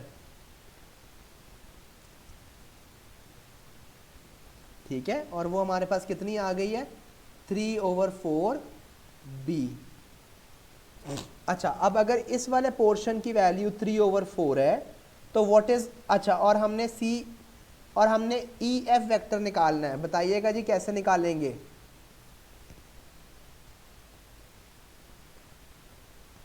Sir E to D and D to F। E to D and D to F। ठीक है, लेकिन बेटा हमने FD की वेक्टर की वैल्यू भी फाइंड आउट करनी पड़ेगी ऐसे तो। वेरी गुड, FD वेक्टर की वैल्यू कितनी है यहाँ पे लिख लेते हैं साइड पे कि FD vector will be equal to 1/4b। अच्छा and what is going to be the value of ED vector? हमने फाइंड की हुई है ED वेक्टर की वैल्यू?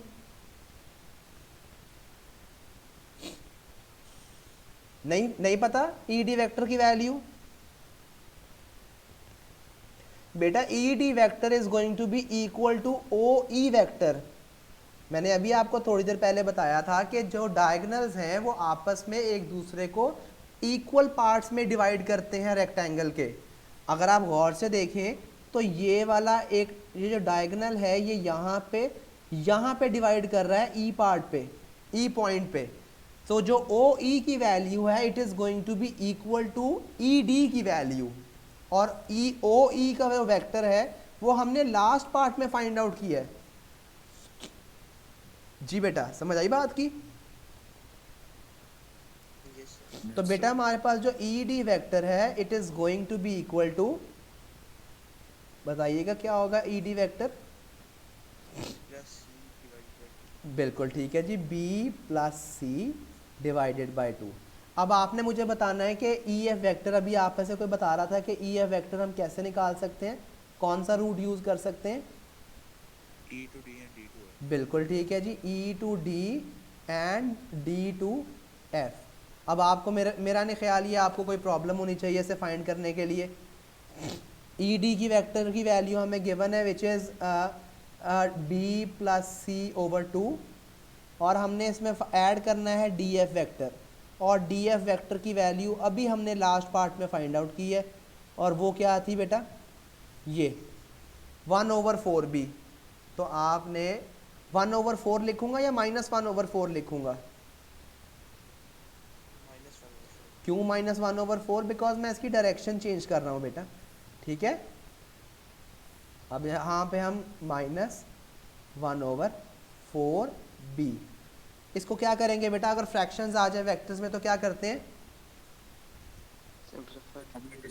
एलसीएम लेते हैं बेटा, एलसीएम लेते हैं, ठीक है। डिनोमिनेटर को 2 से मल्टीप्लाई तो न्यूमिनेटर को भी 2 से मल्टीप्लाई, डिनोमिनेटर में 4 लिखेंगे तो न्यूमिनेटर में 2 ब्रैकेट b प्लस सी -1b, ये हमारे पास सिंप्लीफाई होके 2b plus 2c -1b divided by 2 divided by 4, इसको फर्दर सिंप्लीफाई आप कर सकते हैं, ठीक है।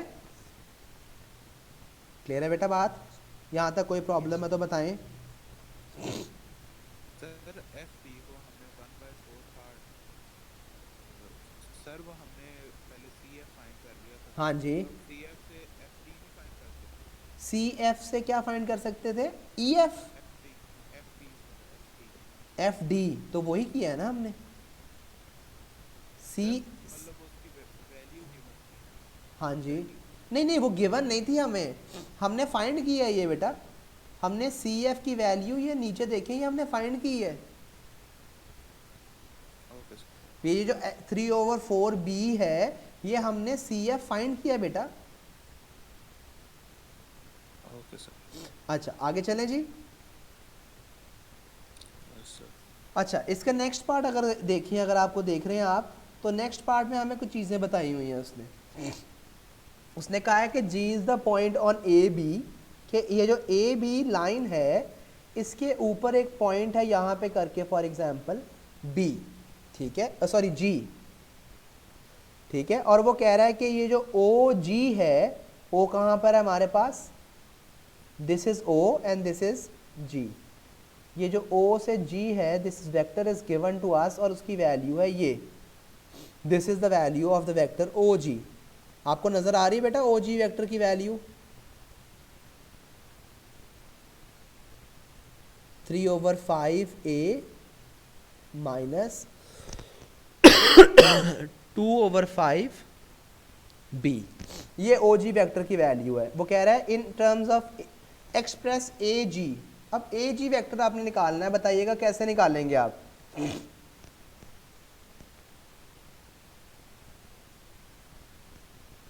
Let me just draw it on the next page. अब ये देखिएगा जी बेटा जी, एक ये O पॉइंट है, ये इस O पॉइंट से एक लाइन जा रही है A की तरफ, एक लाइन जा रही है ये F की तरफ, और ये एक लाइन है जो इन दोनों को आपस में कनेक्ट कर रही है। ये O है, ये F, ये G है और ये प्यारे बच्चे F है, ठीक है। हमें ये सॉरी A है, ये A है और ये हमारे पास G है, यस ये G है और ये A है। हमारे पास ये जो OA है इसकी वैल्यू हमें दी हुई है वेक्टर की A, और ये जो OG वेक्टर है इसकी भी वैल्यू हमें दी हुई है which is 3/5a plus minus 2/5b, इस वेक्टर की वैल्यू भी हमें दी हुई है और वो क्या है बेटा 3/5a माइनस 2/5b।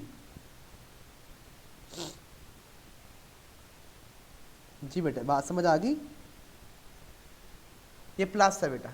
अच्छा मुझे वो अब आपसे क्वेश्चन में कह रहा है to find out the vector a g, जी बताइएगा जी ए जी वेक्टर कैसे निकाल सकते हैं आप। Sir A A to to B O है, और O to G।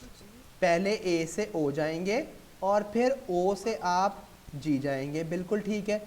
मुझे बताइएगा जी ए से ओ वेक्टर की क्या वैल्यू होगी, -a, बिल्कुल ठीक है माइनस ए, और ओ से जी वेक्टर की क्या वैल्यू होगी 3/5 प्लस 2a ओवर 2/5b। अब जब भी फ्रैक्शंस आ जाएंगे तो आपको एक बात बताई थी कि आपने डिनोमिनेटर को सेम करके सिंप्लीफाई कर लेना है। तो यहाँ पे 1 है, इसको 5 से मल्टीप्लाई, ऊपर भी 5 से मल्टीप्लाई करेंगे। When the denominators are same आप इनको एक दफ़ा लिखेंगे which is going to give you -5a plus 3a plus 2b। बात समझ आई कैसे आया ये। तो बेटा हमारे पास ए जी वेक्टर की वैल्यू आ जाएगी which is going to be -2a + 2b divided by 5। जी जरा आप जो OG की जो आपने वैल्यू निकाली ये जरा एक बार बेटा repeat नहीं निकाली नहीं है, ये गिवन है, ये गिवन है बेटा। ये देखें, ये नीचे करके लिखी हुई है, ये गिवन है, this is given to us here in the question. ठीक है, यहाँ तक कोई प्रॉब्लम है तो बेटा बताएं। अच्छा, नेक्स्ट पार्ट जो यहाँ पर मिसिंग है और वो सेकंड पार्ट है इसका, दैट इज, ध्यान से देखिएगा जी, वो कह रहा है to find out a g ratio g b. आपने a g vector ratio g b vector निकालना है। ठीक है, सबसे पहले आप क्या करेंगे, you are going to first of all find the vector of g b. मुझे बताइएगा जी जी बी वेक्टर क्या होगा। ये जी से बी वेक्टर यहां से लेकर यहां तक, इस वेक्टर की क्या वैल्यू होगी। टोटल हमें ए से बी वेक्टर पता है, ये लिखा हुआ है ए से बी वेक्टर। मैं नेक्स्ट पेज पे आपको बना के दिखाता हूँ जी। ये देखिएगा जी, ये लाइन है हमारे पास ए से बी, ये पूरी लाइन है ए से, this is A, this is B, और यहाँ पे कहीं दरमियान में है यहाँ पे जी। अच्छा, और ये हमारे पास ये जो ए से बी वेक्टर की वैल्यू है, ये हमने सबसे शुरू में फाइंड आउट की थी, और विच वॉज b माइनस ए। इस वेक्टर की हमने वैल्यू फाइंड आउट की थी शुरू में, which was b minus A. और अभी हमने थोड़ी देर पहले एक और वेक्टर की वैल्यू फाइंड आउट की है विच इज़ ए जी, और उसकी वैल्यू है -2a + 2b over 5। ऐसा ही है। Can any one of you help me in finding out the value of this g b vector.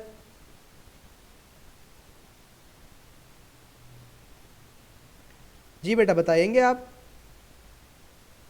Sir वो जो -2a + 2b है उसको हम इस तरह माइनस कर देंगे। अच्छा, इसको मैं यूं भी लिख सकता हूँ, इसको मैं यूं भी लिख सकता हूँ 2b - 2a over 5। मैं इसको ऐसे भी लिख सकता हूँ। ठीक है।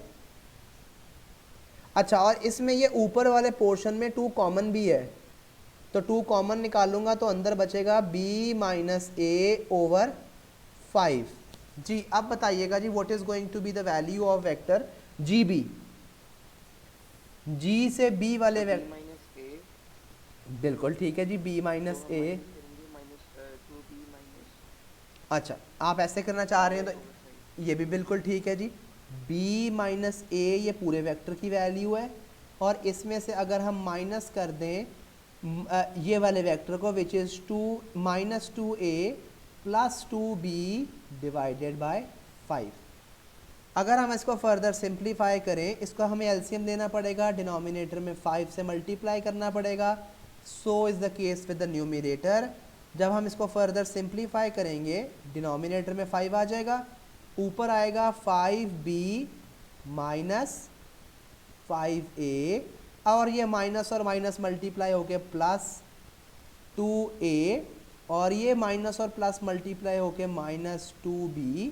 इसको फर्दर फिर सिंप्लीफाई करेंगे बेटे तो बताइएगा क्या आंसर आएगा। 3b - 3a over 5, और ये किस वेक्टर की वैल्यू आई है बेटा, जी बी वेक्टर की। ऐसा ही है सर +2a।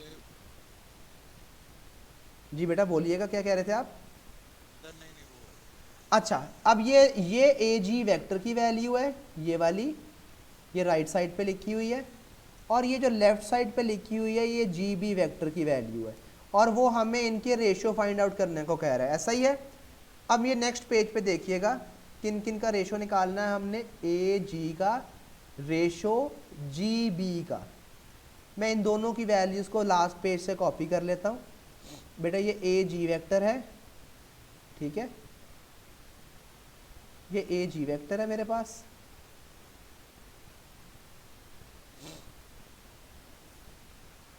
ये ए जी वेक्टर है बेटा, और इसकी वैल्यू मिसिंग है जी, ए जी लास्ट पेज से देख के लिख लेते हैं, 2/5 into B minus A, 2/5 into B minus A. और ये जो जी बी है इस वेक्टर को भी हमने फाइंड किया है, which is 3b minus 3a/5, 3b minus 3a/5। Is there anything common that you can find out in this side as well? ये राइट साइड पे भी कुछ कॉमन है जो निकाल सकते हैं आप? बेटा 3 को कॉमन निकाल सकते हैं बेटा राइट साइड पे, ये जो राइट रेशियो है। डिनोमिनेटर कॉमन है। अच्छा नहीं, मैं इस साइड की बात कर रहा हूँ, ये राइट साइड की। यहाँ पे कुछ कॉमन निकाल सकते हैं आप ऊपर साइड पे न्यूमरेटर में? 3 कॉमन निकाल लेंगे बेटा, ये चीज़ बन जाएगी। और लेफ्ट साइड पे 2/5 इंटू बी माइनस ए। अगर आप देखें तो बेटा ये रेशियो में ये दोनों साइडों पे दोनों चीज़ें सेम है, बी माइनस ए और बी माइनस ए, ऐसा ही है। और ये दोनों साइडों पे डिनोमिनेटर भी सेम है, तो इन्हें भी कैंसिल कर देंगे। आपके पास रेशियो क्या बचेगी? 2:3। क्लियर है बात बेटा? सर ये AG की वैल्यू आप जरा प्लीज दोबारा दिखाइए। बेटा ये देखें जी, AG की वैल्यू हमने यहाँ फाइंड की थी इससे प्रीवियस पार्ट में। जब आप ये देखें, ये OG दिया हुआ था आपको, OAB दिया हुआ था आपको, और आपने सिर्फ और सिर्फ AG फाइंड आउट करना था। अब समझ आ गया आपको? अच्छा जी, आगे चलते हैं। हमारे पास बेटा लास्ट चीज़ है, that is about the position vector. Position vector का मतलब क्या होता है पहले तो ये देखिएगा जी। पोजीशन वेक्टर, पोजीशन वेक्टर होता क्या है पहले तो ये देखें बेटा। पोजीशन वेक्टर का मतलब है कि हमेशा ओरिजिन से स्टार्ट होना। Name will start from O. Name जो है वो ओ से स्टार्ट होगा, और ओ का मतलब यहाँ पर क्या है बेटा? ओरिजिन। और ओरिजिन का मतलब क्या होता है? 0 0। ठीक है, ओरिजिन का मतलब क्या है बेटा? 0 0। अच्छा, पोजीशन वेक्टर यहाँ पे आपको कुछ एग्जांपल्स देता हूँ। ये लिखा है OP। अच्छा, जब भी O से शुरू होगा वेक्टर तो इसका मतलब क्या है? ये कौन सा वेक्टर है? ये पोजीशन वेक्टर है। और ये पोजीशन वेक्टर क्या है? Position vector for P। P vector का पोजीशन वेक्टर है, पोजीशन वेक्टर फॉर P। अच्छा, अगर मैं यहाँ पे लिखता हूँ OQ, तो पहले तो मुझे बताइएगा क्या ये पोजीशन वेक्टर है? अगर ये पोजीशन वेक्टर है तो ये किसका पोजीशन वेक्टर है? क्यू का। Position vector for Q। ठीक है, अगर मैं यहाँ पे ये एक चीज़ को लिखता हूँ OA, मुझे बताइएगा ये क्या पोजीशन वेक्टर है? तो पोजीशन वेक्टर किसका है बेटा? ये पोजीशन वेक्टर ऑफ ए। बिल्कुल ठीक है बात। अच्छा, अब पोजीशन वेक्टर होता क्या है? यहाँ पे बड़ी इंपॉर्टेंट बात लिख लेते हैं कि position vector of a point is actually the coordinates of that point. ठीक है, position vector of a point is always equal to the coordinates of that point.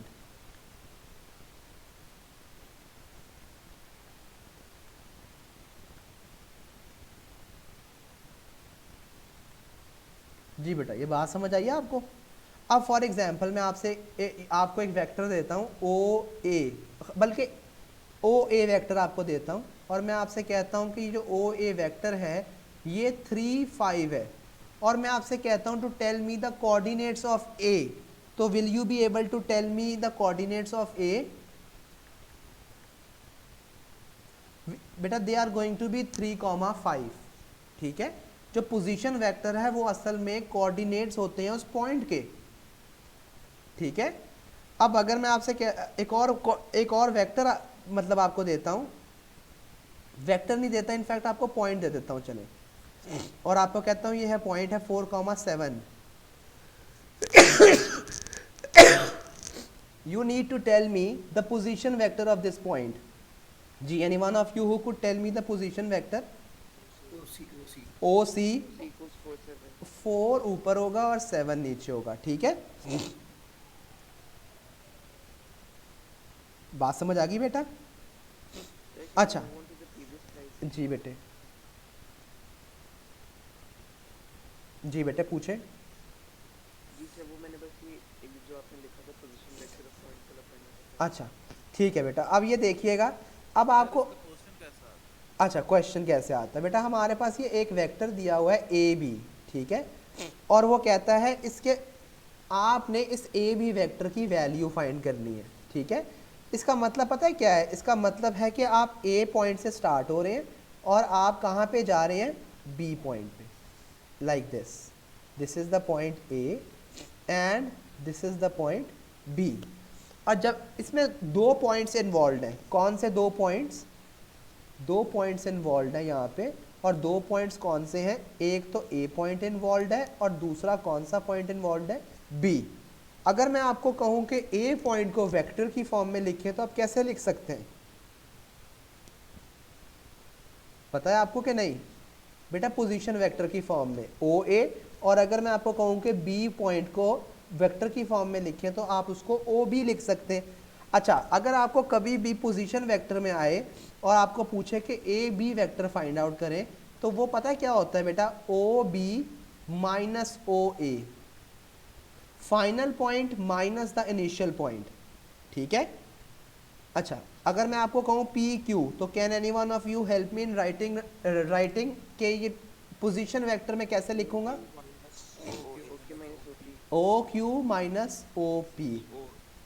अच्छा जी, ये मैंने पोजीशन वेक्टर की फॉर्म में लिख रहा हूँ इनको। I am writing them in the form of position vectors, ठीक है। अच्छा, अगर मैं आपसे कहता हूँ कि सी पी एक वेक्टर है, अगर मैं आपको कहूँ कि find out the value of C P using position vectors, तो आप क्या लिखेंगे यहाँ पे? OP minus minus O C. O P minus O C, ठीक है बेटा। लेट्स डू अ क्वेश्चन, ताकि हमारी जो चीज़ें हैं थिंग्स आर मोर क्लियरर। एक एग्जाम्पल करते हैं ताकि चीज़ें जो है वो ज़्यादा क्लियर हो जाए। Example number 1। अच्छा, आपके पास एक पॉइंट है जिसके कोऑर्डिनेट्स दिए हुए हैं ए के 1,3, और आपको एक और बात बताई हुई है कि एक वेक्टर है विच इज़ ए बी, और उस वेक्टर की वैल्यू आपको दी हुई है 3 - 3। आपसे उसने कहा है to find out the value of find the coordinates of B point, find the coordinates of B.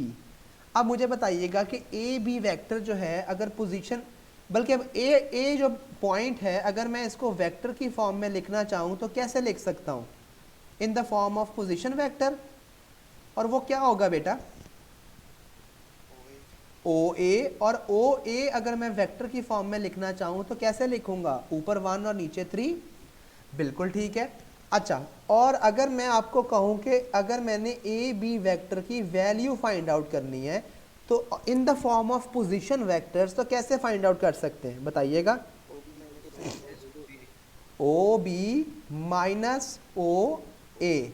अच्छा, अब हमारे पास यहाँ पे दो चीज़ें गिवन है, एक तो ए बी गिवन है और दूसरा ओ ए गिवन है। तो can we find out first of all O B? यहाँ पे ए बी की जगह पे लिखता हूँ बेटा 7 एंड -3, और ओ ए की जगह पे लिखता हूँ 1 3। ये ओ बी वेक्टर की वैल्यू फाइंड करते हैं। यहाँ पे ये वाली माइनस हो रही है चीज़, उधर जाके राइट साइड पे क्या हो जाएगी बेटा? प्लस। तो मेरे पास अगर मैंने ओ बी की वैल्यू फाइंड करनी है तो वो किसके इक्वल आएगी? 7 - 3 प्लस 1 3। आपने कॉरेस्पॉन्डिंग वैल्यूज़ को एंटर सिंप्लीफाई कर देना है। 7 + 1 क्या होता है बेटा? 8, और इसको बताइएगा -3 + 0 कितना होता है? 0। तो बेटा जो ओ बी वेक्टर है इसकी वैल्यू कितनी है? 8 0। अगर मैं आपको कहूँ to tell me the coordinates of B point, तो क्या आप मुझे इसको देखते हुए बी पॉइंट के कोऑर्डिनेट्स बता सकते हैं? 8,0, बिल्कुल ठीक है। एक और एग्जाम्पल करते हैं चीज़ को क्लियर करने के लिए, इसी चीज़ को क्लियर करने के लिए। Example number 2। बेटा हमारे पास एक सी पॉइंट है, इसके कोऑर्डिनेट्स हमें दिए हुए हैं और C 5,7 और हमारे पास एक और चीज़ दी हुई है विच इज़ AC और AC वेक्टर की जो वैल्यू है वो है 3 10। उसने हमें कहा है to find the coordinates of A।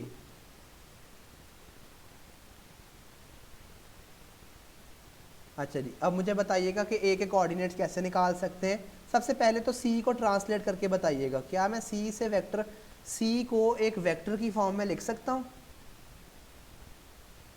Yes sir. बेटा वो OC होगा और OC वेक्टर को कैसे लिखेंगे बेटा? 5 और 7 ऐसे करके। अच्छा, अब मुझे बताइएगा अगर मैंने AC वेक्टर की वैल्यू फाइंड करनी होती इन the form of position vectors तो मैं कैसे फाइंड आउट करता? OC माइनस OA, बिल्कुल ठीक है। अब यहाँ पे मेरे पास दो चीज़ें जो हैं वो ऑलरेडी गिवन है विच आर दीज टू, ऐसा ही है। जिस तरह आप सिंप्लीफिकेशन करते होते हैं आपने बिल्कुल वैसे ही सिंप्लीफिकेशन करनी है which is going to make it OC minus AC। हम यहाँ पे पहले OC की वैल्यू रखेंगे विच इज़ 5 7 माइनस AC की वैल्यू रखेंगे which is going to be 3 10। बेटा ये हमें OA वेक्टर की वैल्यू देगा। अब OA वेक्टर जो है इसकी वैल्यू क्या है बेटा? सिंप्लीफाई करके बताइएगा ज़रा। 2 and -3। Can you help me in writing down in the form of coordinates? बिल्कुल ठीक है जी, 2, -3 these are the coordinates of the point A। Clear होगी बात बेटा? पोजीशन वेक्टर से इस तरह की चीज़ आपसे पूछ सकता है। बेटा बात क्लियर है? अच्छा ये देख लें जी बेटा, क्लियर है बात? अच्छा जी, आगे चलते हैं बेटा। आगे लास्ट चीज़ है हमारे पास और वो है पैरेलल एंड कोलीनियर। इन दो चीज़ों का कॉन्सेप्ट है बेटा। पैरेलल का मतलब आपको बहुत अच्छे से पता है। मैं यहाँ पे दो लाइंस ड्रॉ करता हूँ। एक लाइन है बेटा ये और एक लाइन है ये। अब ये दोनों लाइंस आपस में क्या है बेटा? ये दोनों लाइंस आपस में पैरेलल है। दिस इज़ AB और ये जो दूसरा वेक्टर है दिस इज़ CD। ये दोनों जो वेक्टर्स हैं ये आपस में पैरेलल हैं और पैरेलल होने का मतलब ये है, आप देख सकते हैं जो CD वेक्टर है it is a little longer in length as compare to AB vector. तो इसका मतलब क्या है कि जो AB वेक्टर है इसको अगर आप कुछ करना चाह रहे हैं, इसको फाइंड आउट करना चाह रहे हैं तो आप CD वेक्टर को किसी कांस्टेंट नंबर के साथ मल्टीप्लाई करवा दें तो you can easily find out the value of AB vector. ठीक है बेटा? और कोलीनियर का ज़रा मतलब देखिएगा। कोलीनियर का मतलब है they are on the same line. For example एक ये है और इसी के आगे एक और लाइन जोड़ी हुई है ऐसे। ठीक है बेटा? ये आपस में आप ये वेक्टर फॉर एग्जाम्पल यहाँ से यहाँ तक AB है और ये यहाँ से यहाँ तक BC है। ये AB है और ये BC है। तो जो आपस में ये दोनों वेक्टर्स हैं दे आर कोलीनियर। और कोलीनियर का मतलब क्या है? AB and BC vector they are linked with the help of a constant. ये बातें दोनों एक ही हैं लेकिन कोलीनियर का मतलब सिर्फ थोड़ा सा डिफरेंस है कोलीनियर के साथ। और कोलीनियर का डिफरेंस क्या है? That it lies on the same line. ठीक है? ये सेम लाइन के ऊपर पॉइंट्स होते हैं, उनको कहते हैं कोलीनियर। बात समझ आई आपको? जी बेटा समझ आई बात है? अच्छा, अगर एग्जाम में इससे रिलेटेड कोई क्वेश्चन होता है तो आप क्या करेंगे कि A is equal to K times B। अब A क्या है आपके पास? This is the first vector. ठीक है? K is the constant and constant कोई भी नंबर हो सकती है, कोई भी वैल्यू हो सकती है। और B is the second vector. जब भी इन दो चीज़ों से क्वेश्चन आएगा आपको पैरेलल या कोलीनियर का तो आप ये वाली चीज़ यूज़ कर सकते हैं which is A is equal to K times B. बात समझ आइए आपको? अच्छा, इसका एक क्वेश्चन करते हैं so that things are a little more clearer. Example number 1। बेटा हमारे पास एक वेक्टर दिया हुआ है ए बी और उस वेक्टर की वैल्यू है कुछ दैट इज़ 3 5, और हमारे पास एक और वेक्टर है सी डी और उसकी वैल्यू भी हमारे पास दी हुई है विच इज़ 9 एंड के। उसने कहा है हमें एक चीज़ का कि given that A B vector and C D vector they are parallel. देखें बात, वो वाला कॉन्सेप्ट आ रहा है and you need to find the value of K. अब यहाँ पे अगर आप गौर से देखें तो बेटा एक बड़ा हाईलाइटेड वर्ड यूज़ हो रहा है विच इज़ पैरेलल। मैंने अभी आपको एक चीज़ बताई थी कि जब भी पैरेलल या कोलिनियर का वर्ड यूज़ होगा तो आपने क्या करना है, एक फॉर्मूला यूज़ करना है और वो क्या है, ए is equal to K times B. ऐसा ही है।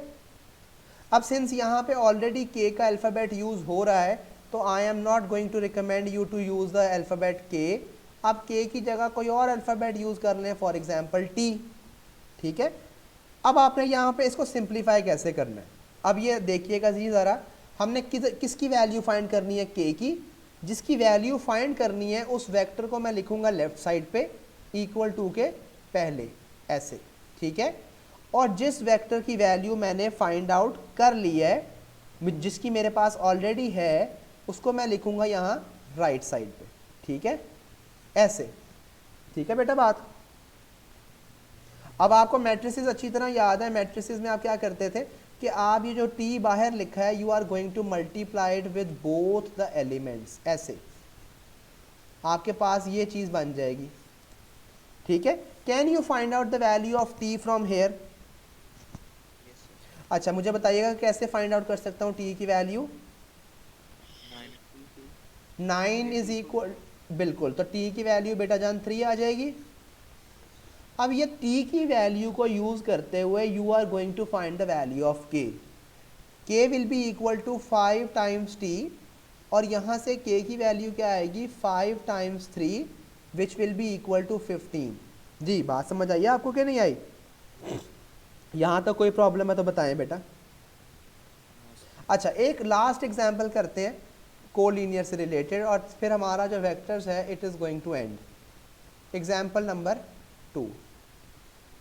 बड़े ध्यान से देखिएगा बात बेटा। एक वेक्टर है हमारे पास ए बी, और ये जो ए बी वेक्टर है ये है, इसकी वैल्यू है 7 12, और हमारे पास ये जो बी डी वेक्टर है इसकी वैल्यू है 21 एंड t माइनस 5।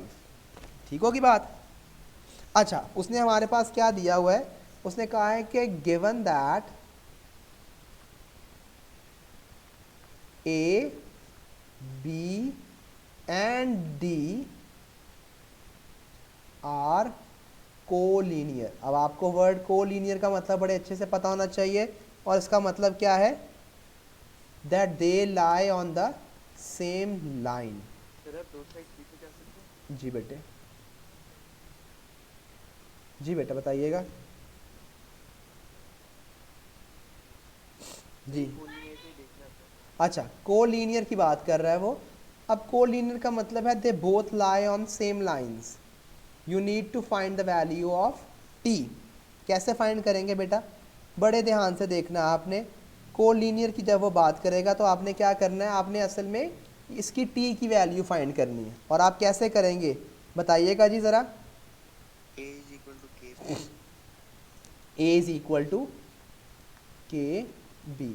अब हमने किसकी वैल्यू फाइंड आउट करनी है, k की वैल्यू फाइंड आउट करनी है, ऐसा ही है। तो हम k की वैल्यू फाइंड आउट करने के लिए हम b को यहाँ ला के डिवाइड कर देंगे, ये बन जाएगा a ओवर b, ऐसा ही है जी बेटे, ऐसा ही है। अच्छा, अब हमने क्या करना है, we are going to divide the corresponding values with corresponding values.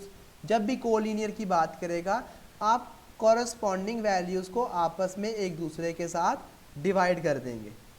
यहाँ पे कॉरस्पॉन्डिंग वैल्यूज़ है 7 एंड 21 और दूसरी कॉरस्पॉन्डिंग वैल्यूज़ है 12 एंड t-5 और आपस में हम इक्वल कर देंगे। And what is the reason?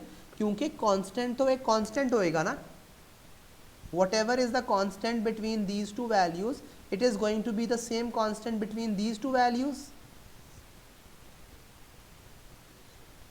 बात समझ आ रही है आपको कि नहीं आ रही?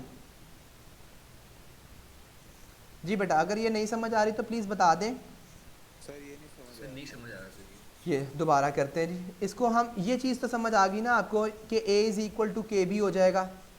अब एक ही जगह पे a की वैल्यू पुट करते हैं हम, हमारे पास क्या आ जाएगा एक ही जगह पे 7 एंड 12 और ये राइट साइड पे हमारे पास क्या आ जाएगा 21 एंड t-5 और k जो है वो यूँ साइड पे है।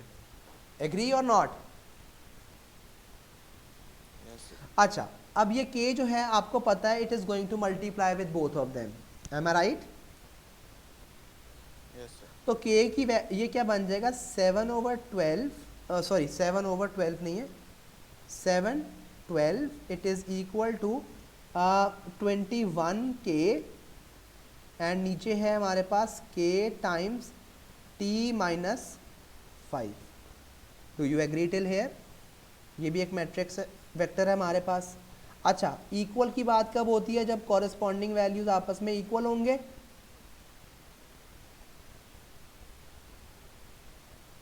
जी बेटा, बात समझ आ रही है?